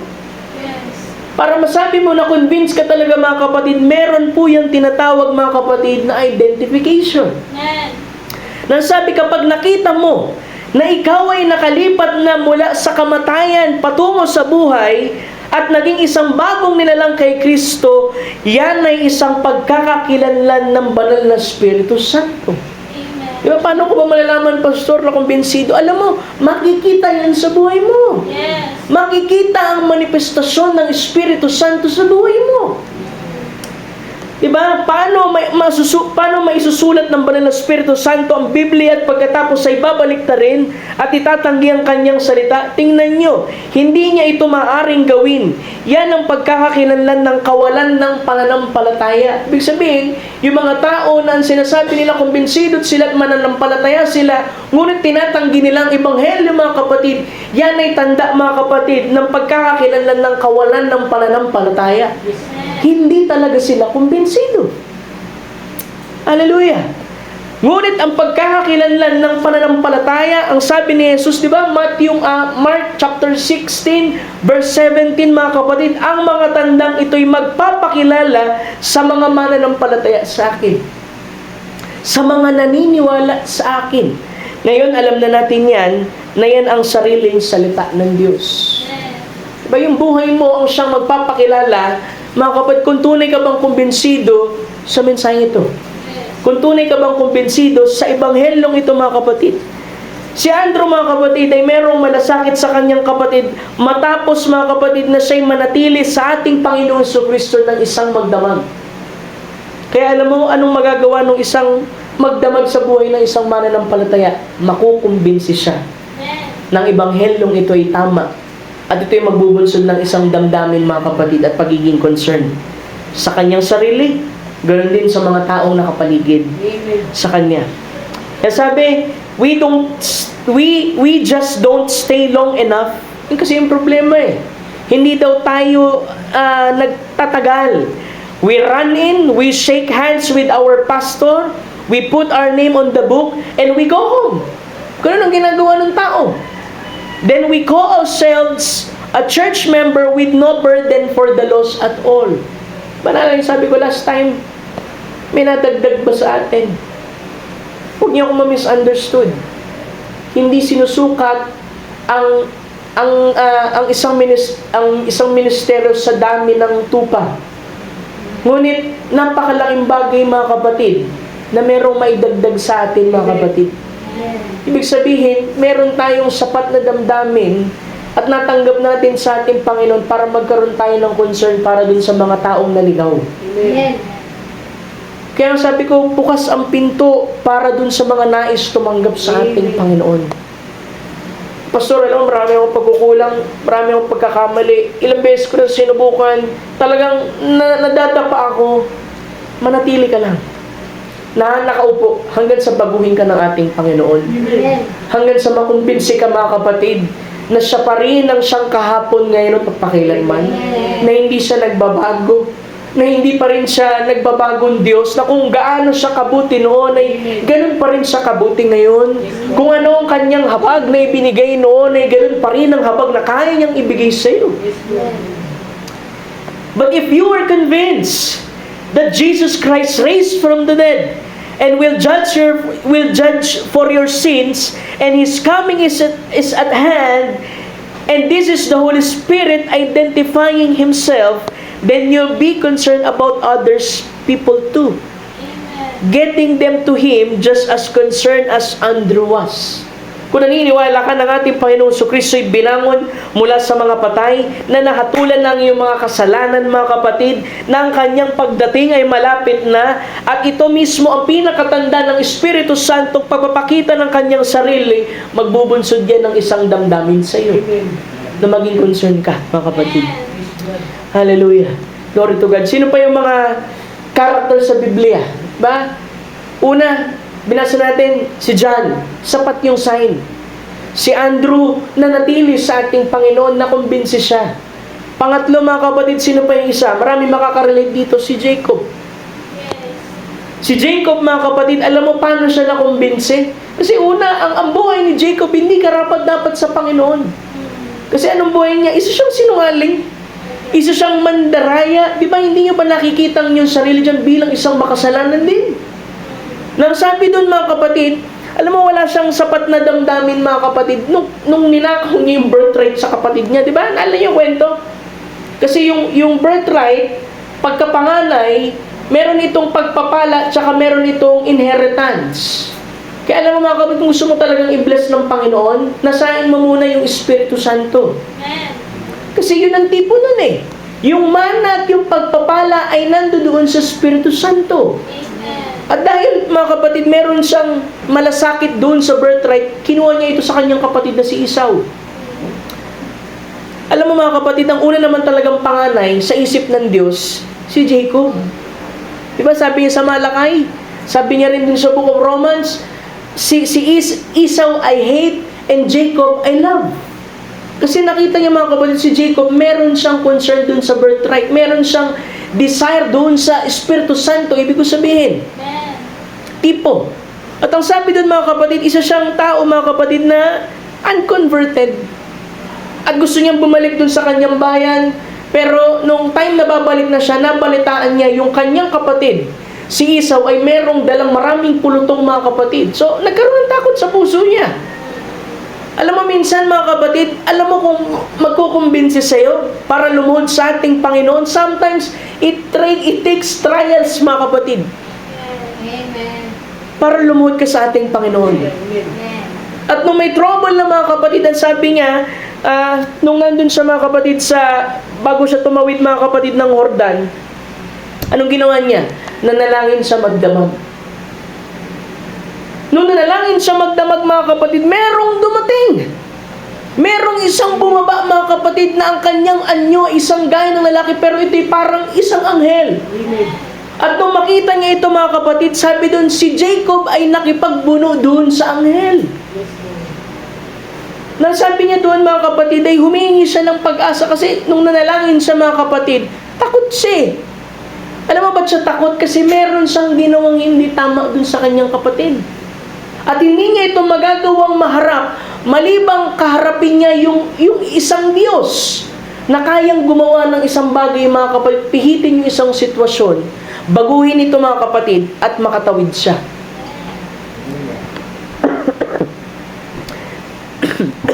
Sabi dyan, ngunit isang gabi siya'y natakot na makaharap ang kanyang kapatid at siya'y kumilos. Bago siya tumawid, siya'y nanalangin buong magdamag at nakipagbuno sa Panginoon. Nakipagbuno ng buong magdamag at sinabi niya, hindi kita bibitawan. Na matapos makipagbuno si Jacob mga kapatid ng buong magdamag, sa halip na subukan niyang itabo yung lalaki nakita niya, sabi doon, pinanghawakan siya ni Jacob. Kung meron talaga tayong gustong mangyari sa ating buhay, makipagbuno ka sa ating Panginoon. Panghawakan mo siya mga kapatid dun sa kailangan mo. Amen. Hallelujah! Nagawa niyang panghawakan hanggang sa makuha niya ang kanyang kailangan sa Panginoon. Di ba? Sabi doon ay inabot sila ng magdamag, ngunit nanatili siya doon. Parang kay Andrew, nanatili siya doon mga kapatid.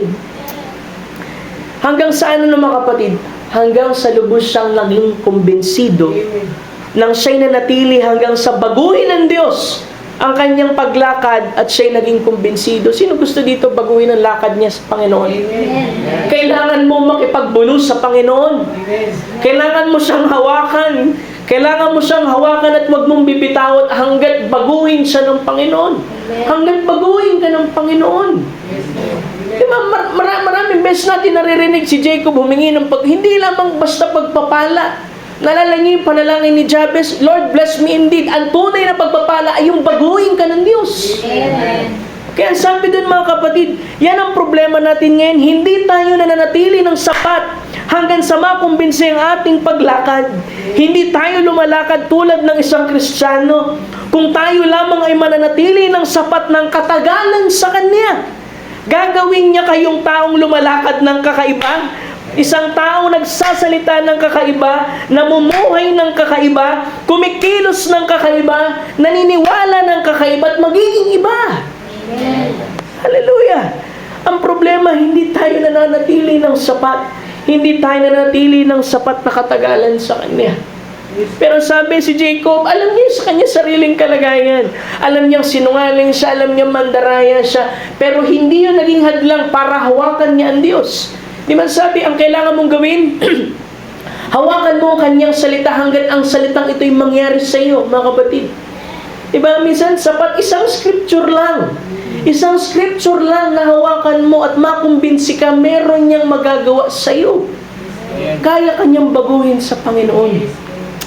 Hallelujah! Pinanghawakan siya, manatili tayo ng buong magdamag sa Kanya, gaya ng ginawa ni Andres. Siya'y nakapagbuno sa anghel ng buong magdamag. Malapit ng magliwanag, sabi ng anghel, bitawan mo ako. Pero sabi, hindi kita bibitawan hanggang di mo ako pagpalain. Ibig sabihin nun mga kapatid, ay mas malalim na ibig sabihin, hanggang hindi mo ako baguhin. Hallelujah! At mapapansin niyo sa sandaling pagpalain siya ng Panginoon, ang pagpapala na kanyang hiniling, siya ay handa na noong tumawid sa ilog at puntahan ng kanyang kapatid. Amen. Ba, nung natanggap niya yung blessing, nung natanggap na hinipo ng Diyos yung kanyang hita, siya'y naglalakad na gaya ng isang prinsipeng iika-ika, pero ito'y pagpapala sa kanya. Dahil alam niyang binago siya, may kumpiyansa siya na siya'y sasamahan ng anghel din mismo na kanyang hinawakan doon sa Peniel. Hallelujah! Ngunit siya'y nanatili buong magdamag, nakipagbuno sa kanya ng buong magdamag. Kung gayon ay handa na siyang harapin ng kanyang kapatid kinabukasan. Kaya nga alam mo, hanggat hindi mo mahawakan ito, itong anghel na ito, itong Diyos na ito, hindi ka magkakaroon ng tapang din sa buhay. Amen. Kasi nagawa niya ng harapin, mga kapatid. Kita ninyo, sa unang bagay, kinakailangan kayong kumbinsido. Kung gayon, ang susunod na bagay, kayo'y magmamalasakit pagkatapos ninyong makumbinsi. Alam ni Jacob na ang Diyos ay naghiwalay sa kanyang kapatid. Ang Diyos na nagpadala sa kanya sa ibang bansa at nakasama niya. Pinagpala siya, binigyan siya ng mayroon siya, nagbigay sa kanya ng pangako. Alam niyang Diyos yun, na ang pangangailangan niya ibinigay sa kanya, pinarami siya, at kung babalik siya dun sa kanyang sariling bayan, alam niya na kung makakaugnay lamang siya sa Diyos na yun, kung gayon ay magkakaroon siya ng isang pagkakaroon ng malasakit, magagawa niya ito. Amen. Sometimes, mga kapatid, kailangan mo dumating dun sa pakikipagbuno sa ating Panginoon. Sabi mo kasi, Sir, nanalangin ako, hindi siya tumugon pastor eh. Ilang beses ka ba nanalangin? Isa lang. Ang pakikipagbuno ay hindi lamang isang panalangin sa Kanya. Na para bang kung minsan, mga kapatid, siguro hindi mo na mabilang kung ilang panalangin ang naiusal mo, pero maghintay ka lamang. Baka mamaya dun sa pinakadulo ng huling panalangin mo, mga kapatid, dumating ang ating Panginoon at ibigay sa iyong inihiling mo. Amen. Hallelujah! Kailangan mo siyang hawakan, mga kapatid. Hanggat hindi niya ibinibigay, wag mo siyang bibitawan. Parang yung babae doon na Syrophoenician, mga kapatid, Syrophoenician woman, sabi doon ay may sakit yung anak kong babae, hindi ako para sa inyo. Sabi niya, tulungan mo ako, Panginoon, hindi marapat yung tinapay, ibigay doon sa mga aso. Pero sabi nga, alam mo Lord, kahit yung mga aso, sapat na yung mga mumu na nahuhulog eh. Kaya alam mo, nahipo yung puso ng ating Panginoon kasi hindi siya bumibitaw. Hanggat hindi niya makuha yung pangangailangan niya. Amen. Yung babaeng umuugpong para dun sa kanyang anak doon sa hukom na hindi matuwid. At sabi doon, ilang beses siya, mga kapatid, kumapatok doon. Sabi doon, kahit yung hindi matuwid na hukom, ay nagawang ibigay ang kanyang pangangailangan. Gano'n pa kaya yung Diyos, yung Ama ninyo, mga kapatid, na matuwid? Amen. Kung kayo, mga kapatid, ay nakikipagbuno sa Kanya, yan ang magbibigay sa inyo ng isang experience na makukumbinsi kayo na siya ay totoo at tapat, mga kapatid, sa buhay natin. Amen. Naalala ko yung isang kwento rin, mga kapatid. Isang farmer lamang, mga kapatid, na nagkaroon ng isang revival, mga kapatid, sa isang probinsya. Yung taga-bukid dumating, alam mo, naka-jumper lang siya, yung damit na pang-bukid, mga kapatid, at gumawa ng altar call, mga kapatid, nung panahon na yun, at lumapit to sa altar at lumuhod. At sabi niya, ibig mo bang sabihin, yung banal na Espiritu Santo ay para din to sa akin? Sabi niya, oh, Ginoo. Sabi niya, paano ko ito makukuha? Sabi niya, sa paraan lamang na sinasabi ng Biblia na kunin ito. So meron isang tao, dahil meron revival, meron ay altar call, mga kapatid, at nagbunso dito ng concern na gusto niya magkaroon ng Espiritu Santo. Sabi niya, paano ko makukuha ito? Sa paraan lamang kung paano sinabi ng Biblia na makukuha ito. Kaya sabi doon, mga kapatid, sabi niya, sige, eto na ako. Sabi niya, gusto ko itong makuha. Kaya ang ginawa niya, lumuhod siya doon at nanalangin siya ng kaunti. Tumingala siya, tapos sinabi niya, alam mo, wala akong nararating eh. Nanalangin siya isang beses, tapos sabi niya, parang wala akong nararating. Pero sabi, ikaw ang may dahilan yan at hindi ang pangako ng Diyos. Kita niyo? Gusto niyo, isang panalangin lang, sumagot na si Lord. Pero sabi doon, mga kapatid, siya'y lumuhod doon at nanalangin, mga 2:00 ng madaling araw, alam mo, magdamag na naman. 2:00 sa madaling araw, at nakuha niya ito, siya ay nagbago. Amen. Para si Jacob, hinawakan niya, mga kapatid, yung anghel, magdamag siya doon, mga kapatid, na nalangin siya hanggang sa ibinigay sa kanya. Wala siyang edukasyon, wala siyang anumang maliban na isang lumang Ford truck. Kasi nga, farmer lang ito eh.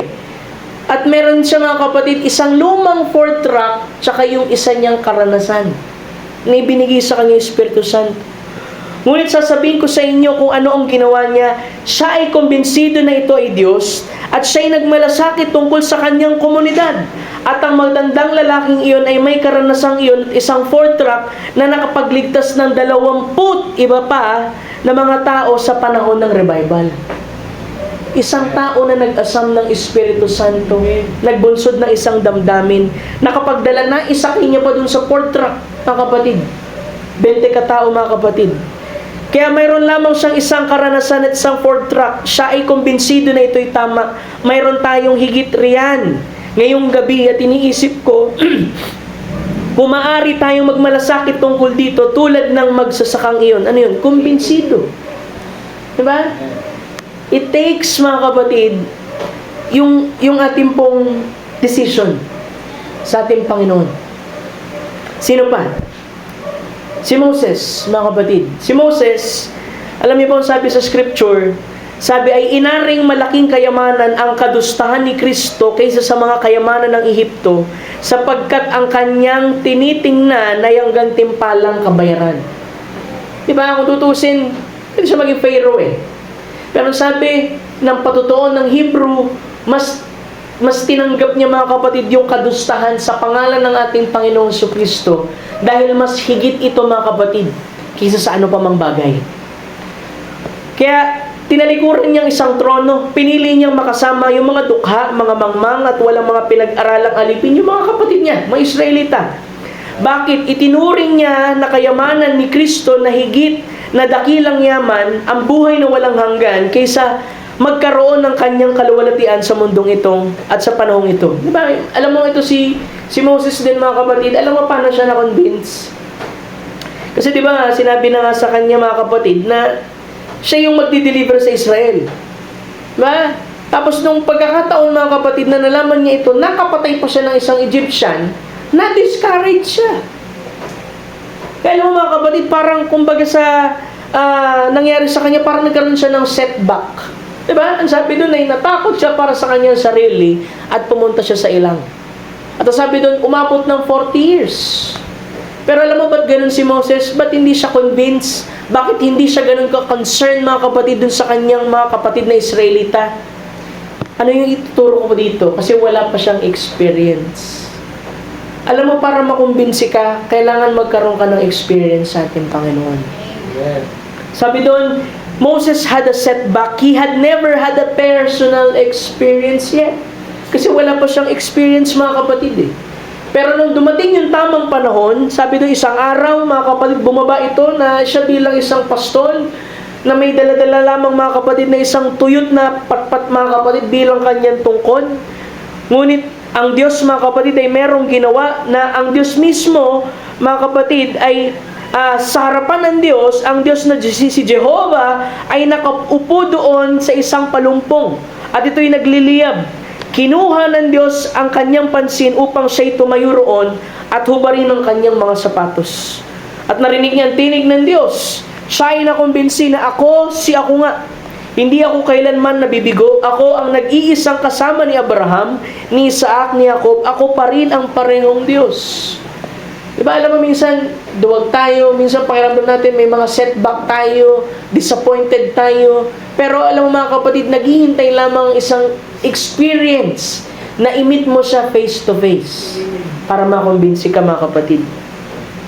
At sabi doon, nung na-meet niya, mga kapatid, ang ating Panginoon, natuklasan niya na ang Diyos ay hindi isang mga kredo, hindi isang grupo ng mga doktrina. Siya ay tunay na Diyos at nabubuhay na Diyos, at ang puso ni Moses ay nag-alab, mga kapatid.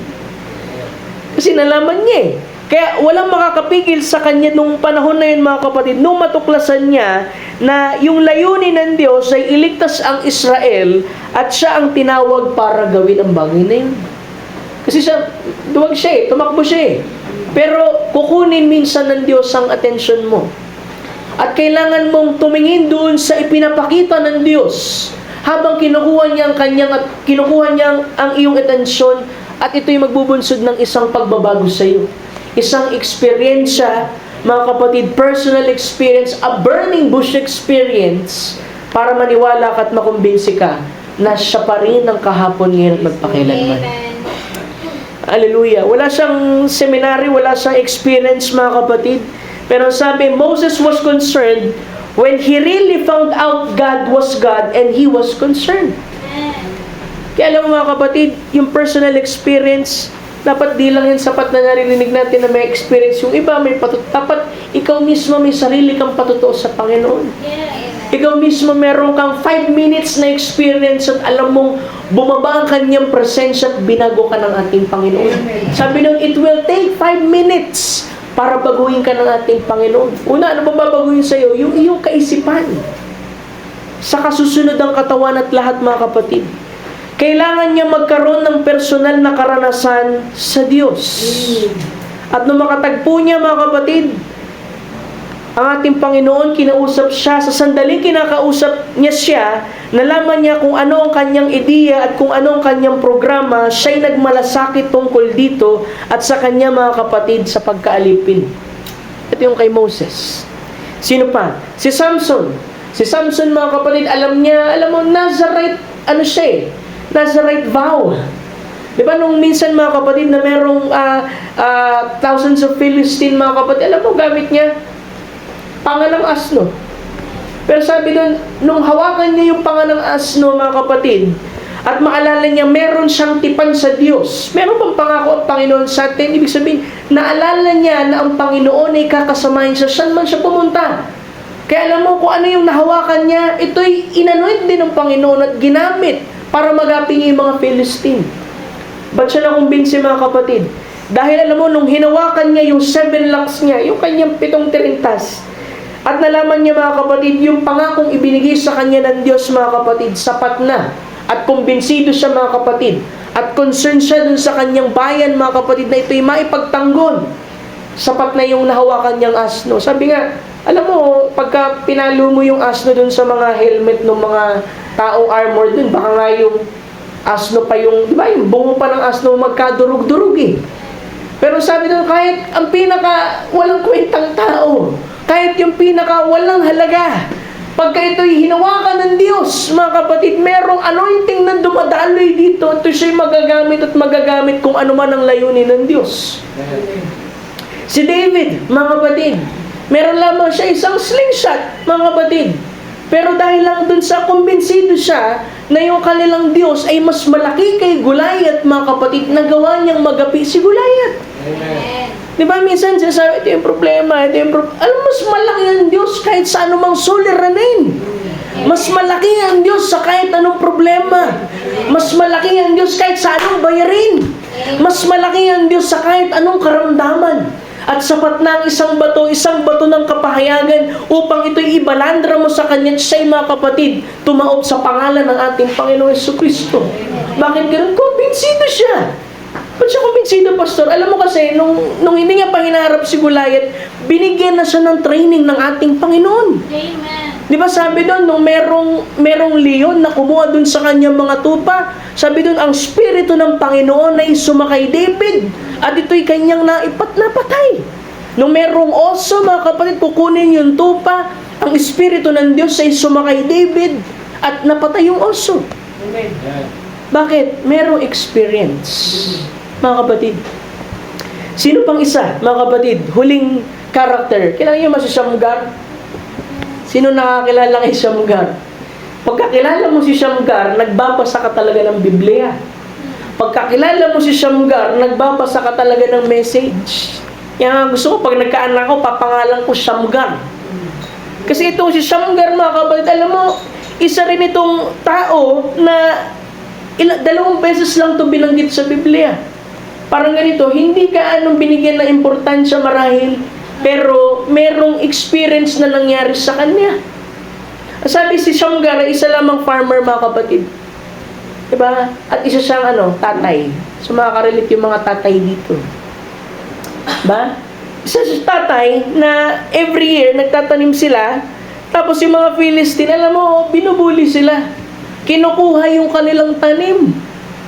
Kaya nung isang araw na excited na siya, na aanihin niya na yung kanyang mga tanim, narinig niya yung yabag, mga kapatid, ng mga Philistine na naman. Tinignan niya yung kanyang asawa na namumutla, patpat. Tinignan niya yung kanyang mga anak. na ang kalagayan ay payat dahil di nga nakakakain ng sapat. At sabi ko, kunin naman nila yung tanim ko. Nakaraang taon ay nangyari na ito. Di ba kayo nakaka-relate dyan? Sinusubukan nyo magpatuloy sa Panginoon at bumabagsak kayo. At dumarating na naman si Satanas, mga kapatid, para kunin ang lahat ng naitanim ninyo. Tapos eto na naman, tapos pumapayag na naman kayong kunin na naman ni Satanas. Pero sabi doon, alam mo, titingin siya dun sa mga Philistine, titingin na naman siya dun sa mga anak niya. Titingin siya sa mga Philistine, makikita niyo yung kanyang asawa. Kaya lang mga kapatid, nagkaroon ng desperation sa puso niya. Sabi, hindi pwedeng ganito na lamang ng ganito. Ang sabi, tumingin siya sa langit. Sabi niya, naalala niya yung scripture na sinabi ng Diyos kay Abraham. Ang sabi doon, thy seed shall possess the gates of thy enemies. Amen. Kaya nung maalala, sabi, di ba, ako isang Hudyo, ako isang tuling Hudyo dahil yun yung kanilang covenant. Nang sabi niya, ako'y Hudyo. May pangako ang Diyos na ang pintuang bayan ng aming kaawan ay ibibigay sa amin. Kaya ang ginawa niya, mga kapatid, tumalon siya doon. Dala lamang ang isang patpat, yung ox goad na tinatawag. Yung ox goad, alam mo, pang sundot lang yun dun sa mga hayop, mga baka na ayaw kumilos. Pero ito'y hawak niya. Dahil kumbinsido siya, mga kapatid, na siya'y isang Hudyo. Siya'y nasa ilalim ng tipan. Siya'y binhi ni Abraham. Kaya sabi doon, mga kapatid, alam mo, pinaghahampas niya yun. Sabi, 6,000. Kung di ako nagkamali. 600,000 Philistine, kung di ako nagkamali. Ang kanyang napatay sa pamamagitan lang ng patpat. Dahil merong isang tatay na merong sapat na damdamin dun sa kanyang anak at dun sa kanyang asawa at hinawakan at tiningnan ang salita ng Diyos at ang promisa ng Diyos at siya'y nagising, mga kapatid. Hindi ba't ako'y pinili ng Diyos? Di ba't ako'y tinawag ng Diyos? At sabi doon, hindi lamang basta isang tao na tinawag, ika'y binigyan ng Espiritu Santo ng Diyos. At sapat ito, mga kapatid, para magapi mo at magampanan mo ang tungkuling ibinigay sa iyo ng Diyos. Kaya mga kapatid, huwag niyo sukuan yung mga anak niyo. Di ba, may napanood ako nakaraan doon sa FB. Isang bata, mga kapatid, na pasaway talagang patapon yung buhay. Pero narinig niya yung nanay niya. Sabi doon sa asawang lalaki, sabi, nag-uusap sila, alam mo, huwag natin sukuan yung anak natin. Kasi kung susukuan natin yan, sino pa maniniwala sa kanya? Minsan sapat, mga kapatid, yung damdamin natin na yun para magtulak na ang Diyos ay kumilos at baguhin yung mga kasama natin, mga kapatid, sa bahay. Mga mahal natin sa buhay. Diba? Minsan di mo matadaan nga sa palo, sabi ng isang preacher, iluhod nyo sa Panginoon. Huwag yung sukuhan. Kasi pag sinukuhan nyo yan, mga kapatid, hallelujah, sino pa, mga kapatid, ang tutulong sa kanila? Kayo lang at kayo lang, mga kapatid, na isang taong kumbinsido din, na minsan umupo, binago ng Diyos, at naniniwala sa Kanya, sapat ang pagkumbinsi ng Diyos para magkaroon kayo ng concern dun sa mga tao ngayon, mga kapatid. Sapat yung tanda, sapat yung manatili ka magdamag sa Kanya, sapat yung magdamag ka makipagbuno sa Kanya, sapat yung magkaroon ka ng experience gaya ni Moses, gaya, mga kapatid, nito ni Samson, gaya ni David, at kagaya nito ni Shamgar, isang tao lamang, mga kapatid, na napakasimpleng tao, mga kapatid, na mayroong patpat lamang sa kanyang mga kamay. Sabi niya, ganun nga ang may patpat sa kanyang kamay, siya'y walang suot kundi ang kanyang overalls, yung damit niya pambukid. Narito ang mga Filisteo na nakasuot ng helmet at baluti, may mga sibat, at ang isa'y maliit na Hudyo, maliit lang siya. Mga kapatid, hindi lamang siya itinaboy, kundi pinatay niya sila. Minsan, mga kapatid, hindi na sapat yung tinataboy mo lang. Kailangan patayin mo talaga yun, mga kapatid. Kailangan mong i-head on, mga kapatid, sa Satanas, mga kapatid. Binigyan ka ng Espiritu Santo ng ating Panginoon. Kaya ano ang dapat ikatakot mo? Amen. Hallelujah.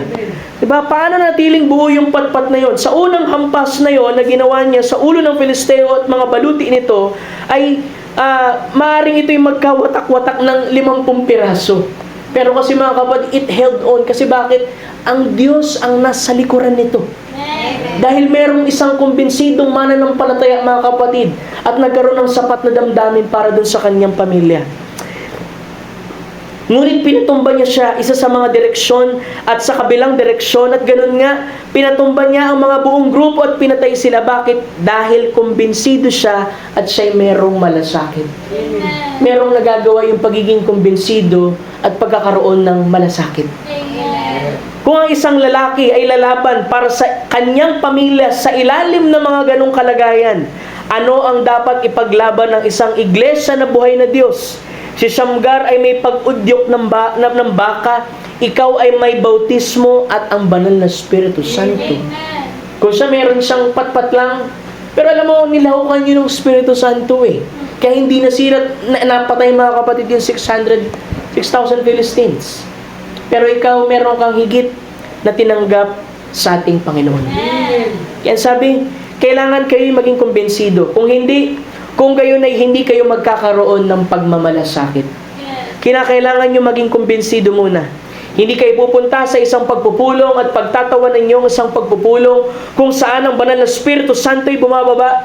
Gagawin ninyo yan hanggang sa kayo'y makumbinsi. Amen. At pagkatapos, kapag kayo'y kumbinsido, kung gayon ay magkakaroon kayo ng pagmamalasakit. Ngunit ngayon, maghintay kayo lamang hanggang kayo'y makumbinsi. Kung sinasabi mo, nagsimba ako sana, hindi pa kumbinsi, bumalik ka. Maupo ka lang dyan hanggang sa makumbinsi ka. Hallelujah.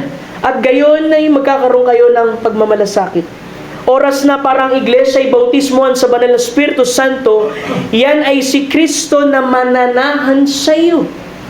Ipinakikilala ang kanyang sarili sa pamamagitan ng mga himala, at malalaman ninyo kung kailan kayo lumipat mula sa kamatayan tungo sa buhay kapag hinawakan kayo ng Diyos at binago ang iyong buhay at binago ang lahat ng meron sa inyo at ginawa kayong isang bagong nilalang. Kapag ang Espiritu Santo ay sumaiyo, ginagawa kanyang bagong nilalang. Oo, tunay ngang ginagawa kanyang bagong nilalang. Inilalagay niya ang kanyang sarili sa iyong puso at ikaw ay nagiging templo niya. At siya'y mabubuhay sa loob mo, gumagawa at isinasakatuparan ang kanyang kalooban sa pamamagitan mo. Amen. O manin sa pagtatagal mga kapatid, nawa ang mensahe ito mga kapatid na nagbunsod sa atin upang higit natin makita na hindi na ito panahon mga kapatid na manatili tayo na underdog, manatili tayo na parang walang ginagawa.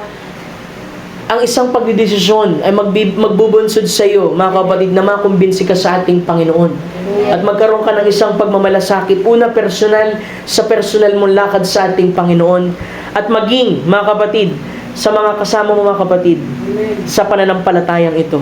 Kung siya ay Diyos noon, siya pa rin ang Diyos ngayon. Tayo po'y tatayo. Kung siya ay hindi ang Diyos noon, kung ano siya noon ay hindi siya kailanman naging Diyos. Tama yan. Siya ay walang hanggan Diyos. Tayo po'y tatayo.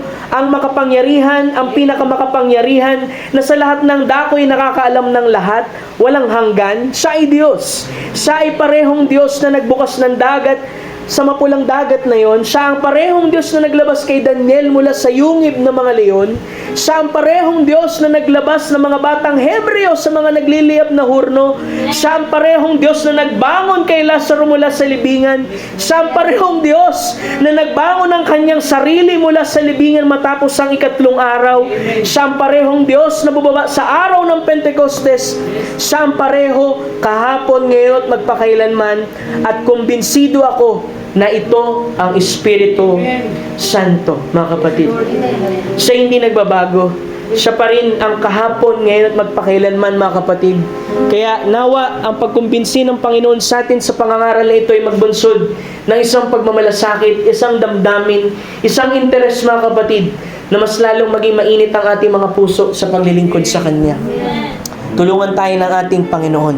Tayo po iawit, mga kapatid. Awitin natin yung awit na nagsasabing napakabuti ng ating Panginoon sa ating buhay. Paumanin sa pagtatagal, mga kapatid. Sadyang hindi ko mapigilan ng damdamin ko, mga kapatid, na maipangaral ang mensaheng ito. Amen. Salamat sa ating Panginoon. Awitin natin kahit counting verse lamang nito. On a hill, far away, stood an old rugged cross. Amen.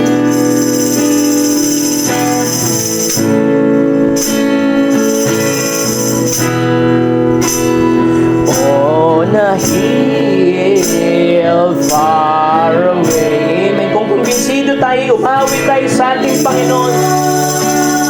Rugged cross, the emblem of suffering and shame. Are we convinced? Hallelujah. And that old cross, where my dearest and best, for the word was lost, sinners was slain. So I cherish the old rugged cross, till my trophies at last I lay down. Amen. I will cling to the old rugged cross and exchange it someday for a crown. Last stanza. To the old rock I will ever be true. I will ever be true. It's shame and reproach gladly bear. Then he'll call me someday. Then he'll call me someday. Yes, Lord, to my home far away, where His glory forever I'll share. So I cherish the old rugged cross, till my trophies at last I lay down. Amen. I will cling to the old rugged cross and exchange it someday for a crown. I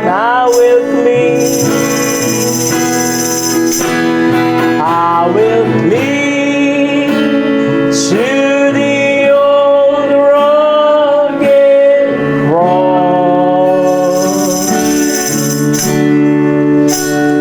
and exchange it someday for a crown. Amen. Tayo manalangin sa ating Panginoon. Tayo po.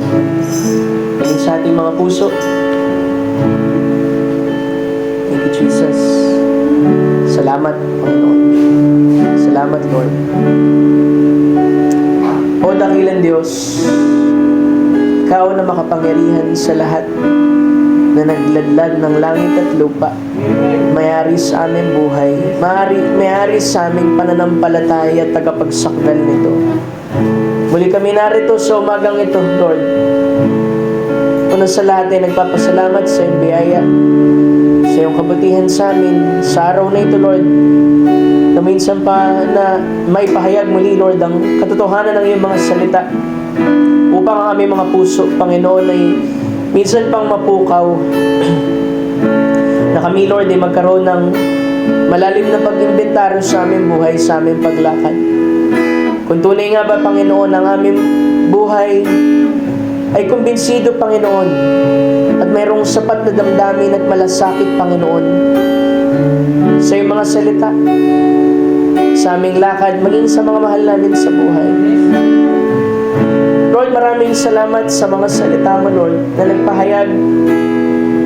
At minsan pa, Lord, na ang aming mga puso ay nag-alab sa umagang ito, Panginoon. Pagkat ito'y katotohanan, Lord, na sinabi mo, Panginoon, ng isang bagay, Lord, na pagdidesisyon at pagkakaroon ng kumbinsidong puso sa iyo at sa iyong salita ay nagbubunsod, Panginoon, ng isang buhay, Lord, na dapat ipamuhay ng isang mananampalataya sa iyo. Sa dulo, Lord, na pagiging kumbinsido at pagkakaroon ng damdamin ay nagkakaroon, Lord, ng isang mananampalataya ng conviction sa kanyang puso. Sundin ang kalooban mo. Mangyari nawa, Lord, ang nais mo sa amin.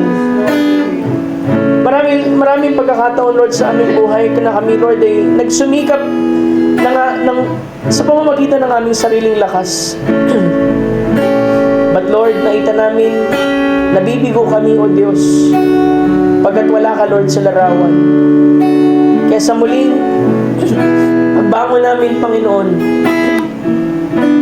bayaan mo, Lord, na ang bawat isa'y merong pananampalataya. Taglay ang iyong mga pangako. Taglay, Lord, ang mga tandang aming nakita. At mga bagay na ginawa mo, Lord, sa aming pong buhay. Tulungan mo kami, Lord, na wag po, Lord, na isa walang bahala, kalimutan, i-take for granted, Lord, ang mga bagay na ito, Lord, na ginawa mo sa amin. Kundi magawa namin ang lahat ng bagay na ginagawa mo, Panginoon, dahil mabuti ka, dahil tapat ka sa amin. Dahil kung bibilangin lang namin, Lord, ang aming katuwiran at aming kabutihan, Panginoon, wala kami ng mga bagay na yun, Panginoon. Ikaw ang siyang mabuti, Ikaw ang siyang tapat, Lord, sa amin. Patawarin mo kami, Lord, sa lahat ng aming mga pagkukulang, lahat ng aming pagkakasala, lahat ng aming pagiging mapagmalapis, Panginoon, sa ilang bahagi ng aming buhay. Kung meron ng bahagi, Lord, sa aming buhay na pumipigil upang ang lubos na kapangyarihan ng Espiritu Santo kumilos sa amin, Lord, ugnawin mo ito, Lord, sa aming mga puso. Tanggalin mo ito, Lord, sa aming mga isip.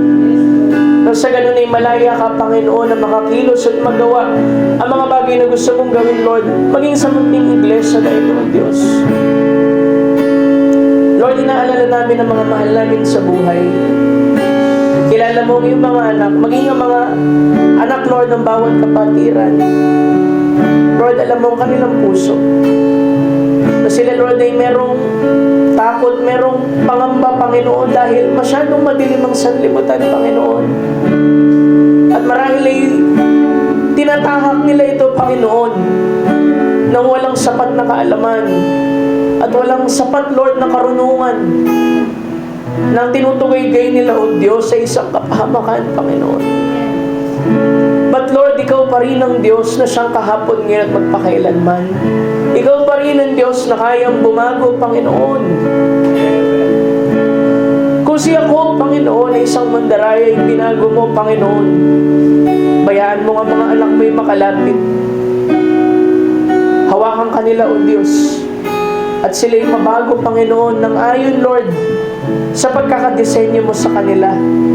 Lumakad ng ayon, Lord, sa sinabi ng salita at mamuhay, Panginoon, ng ayon din, Lord, sa iyong kalooban. Inaalala namin, Lord, ang bawat isa. Kami kumbinsido, O Diyos, na Ikaw ay Diyos, na hindi ka nagbabago, na kung anong bagay ang ginawa mo sa amin, ay kaya mo rin gawin, Panginoon, sa mga mahal namin sa buhay, Lord. Kilusin mo kami, Lord. Pagliwanagin mo ang buhay mo, Panginoon, sa amin, upang ito'y magmistulang liwanag din, Panginoon, sa mga mahal namin sa buhay. Sila'y tumanggap, sila'y, Lord, sumuko, Panginoon, ng lubusan sa iyo, at ipagkaloob ang buhay at maglingkod na may katapatan sa iyo, Ama. Walang magulang, Lord, na naghahangad na ang kanyang mga anak ay mapahamak, kundi sila'y mapabuti, na sila man ay lumisan, Panginoon, sila'y nasa kamay mo pa rin, Lord, at nagpapatuloy sa paglilingkod mo. Bigyan mo kami ng revival, Lord, sa aming mga puso. Mula sa umpisa ng taon na ito, Panginoon, mangusap ka, Lord, sa munting iglesia na ito, Panginoon. ipakita mo ang tanda. Ipakita mo, Lord, na ikaw pa rin ang Diyos na kumikilos, Panginoon, sa aming kalagitnaan. Na hindi mo kami pinababayaan, hindi mo kami pinagkukulangan. Marahil inisip namin, tahimik ka, O Diyos, pero lagi kang tahimik na gumagawa sa likuran, Panginoon, ng mga bagay. Tulungan mo kami, biyayahan mo kami, Lord. Bless us indeed, Lord. Ano man ang mga pangangailangan, dalangin ko, O Diyos, na igawan mo po ito sa bawat mananampalataya. Kung Espiritu Santo, kung ang bautismo ng Espiritu Santo ay hinihingi, Lord, ng aking mga kapatid, dalangin ko, Ama, pagkaloob mo po, Panginoon, Yes, Lord. sa mga humihingi nito, O Diyos. Puspusin mo sila, Lord, ng Espiritu. Puspusin mo kami, Lord, ng iyong pag-ibig. At sa ganun, Panginoon, ikaw ang siyang kumilos, mamuhay, at gumawa, Lord, sa aming pambuhay. Mga prayer request, Lord, na hindi mabanggit marahil, pero nakikilala mo ang mga anak mo, Lord, na humihingi sa iyo. Mga nanalangin, Lord, ng ilang ulit, namamanikluhod, Panginoon, ng ilang ulit sa iyo. Tugunin mo, Lord, ang kanilang mga hibig at mga panalangin. Humihingi ng kagalingan na ipagkaloob mo minsan pa, Lord. Alam namin na hindi ka mabibigo. Pagkat kami kumbinsido na minsan mo nang ginawa yan sa aming kalagitnaan, Lord. Ikaw ay tapat, ikaw ay di nagbabago. Pinupuri ka namin, O Diyos, sa umagang ito. Pinapasalamatan sa lahat. At dalangin ko na ang bawat pakinig, Lord, ng aking mga kapatid, sa narinig na mensaheng ito ay magbunsod ng kanilang buhay, patuloy, Lord, na isuko sa iyo. Tulungan mo kami, Lord. Wala kami magagawa kung kami lamang, Ama. Kaya patuloy kami na nagpapakumbaba at nagpapaubaya, Panginoon, sa iyong kalooban sa amin. Mga kapatiran na wala dito, kapatid namin sa Damam, Brother Charles, Lord, extend mo ang biyaya, Panginoon, sa kanila. Pagalakin mo ang kanilang puso. Alawin mo sila, Lord, sa anumang kalumbayan. Provide mo, Lord, mga pangailangan po nila.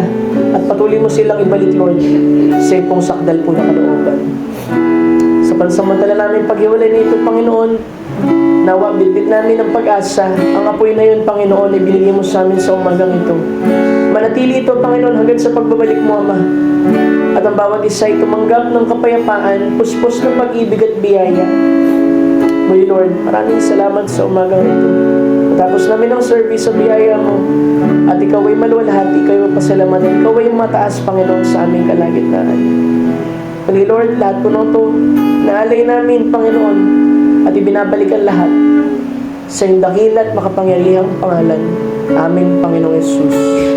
Amen and amen. Glory to God. Lakpan natin ang Panginoon. Amen.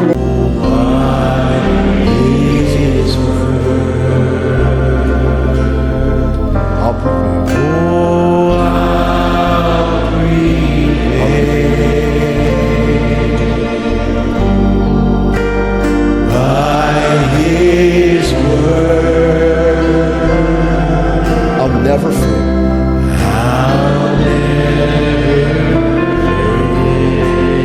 By His word, I'll overcome.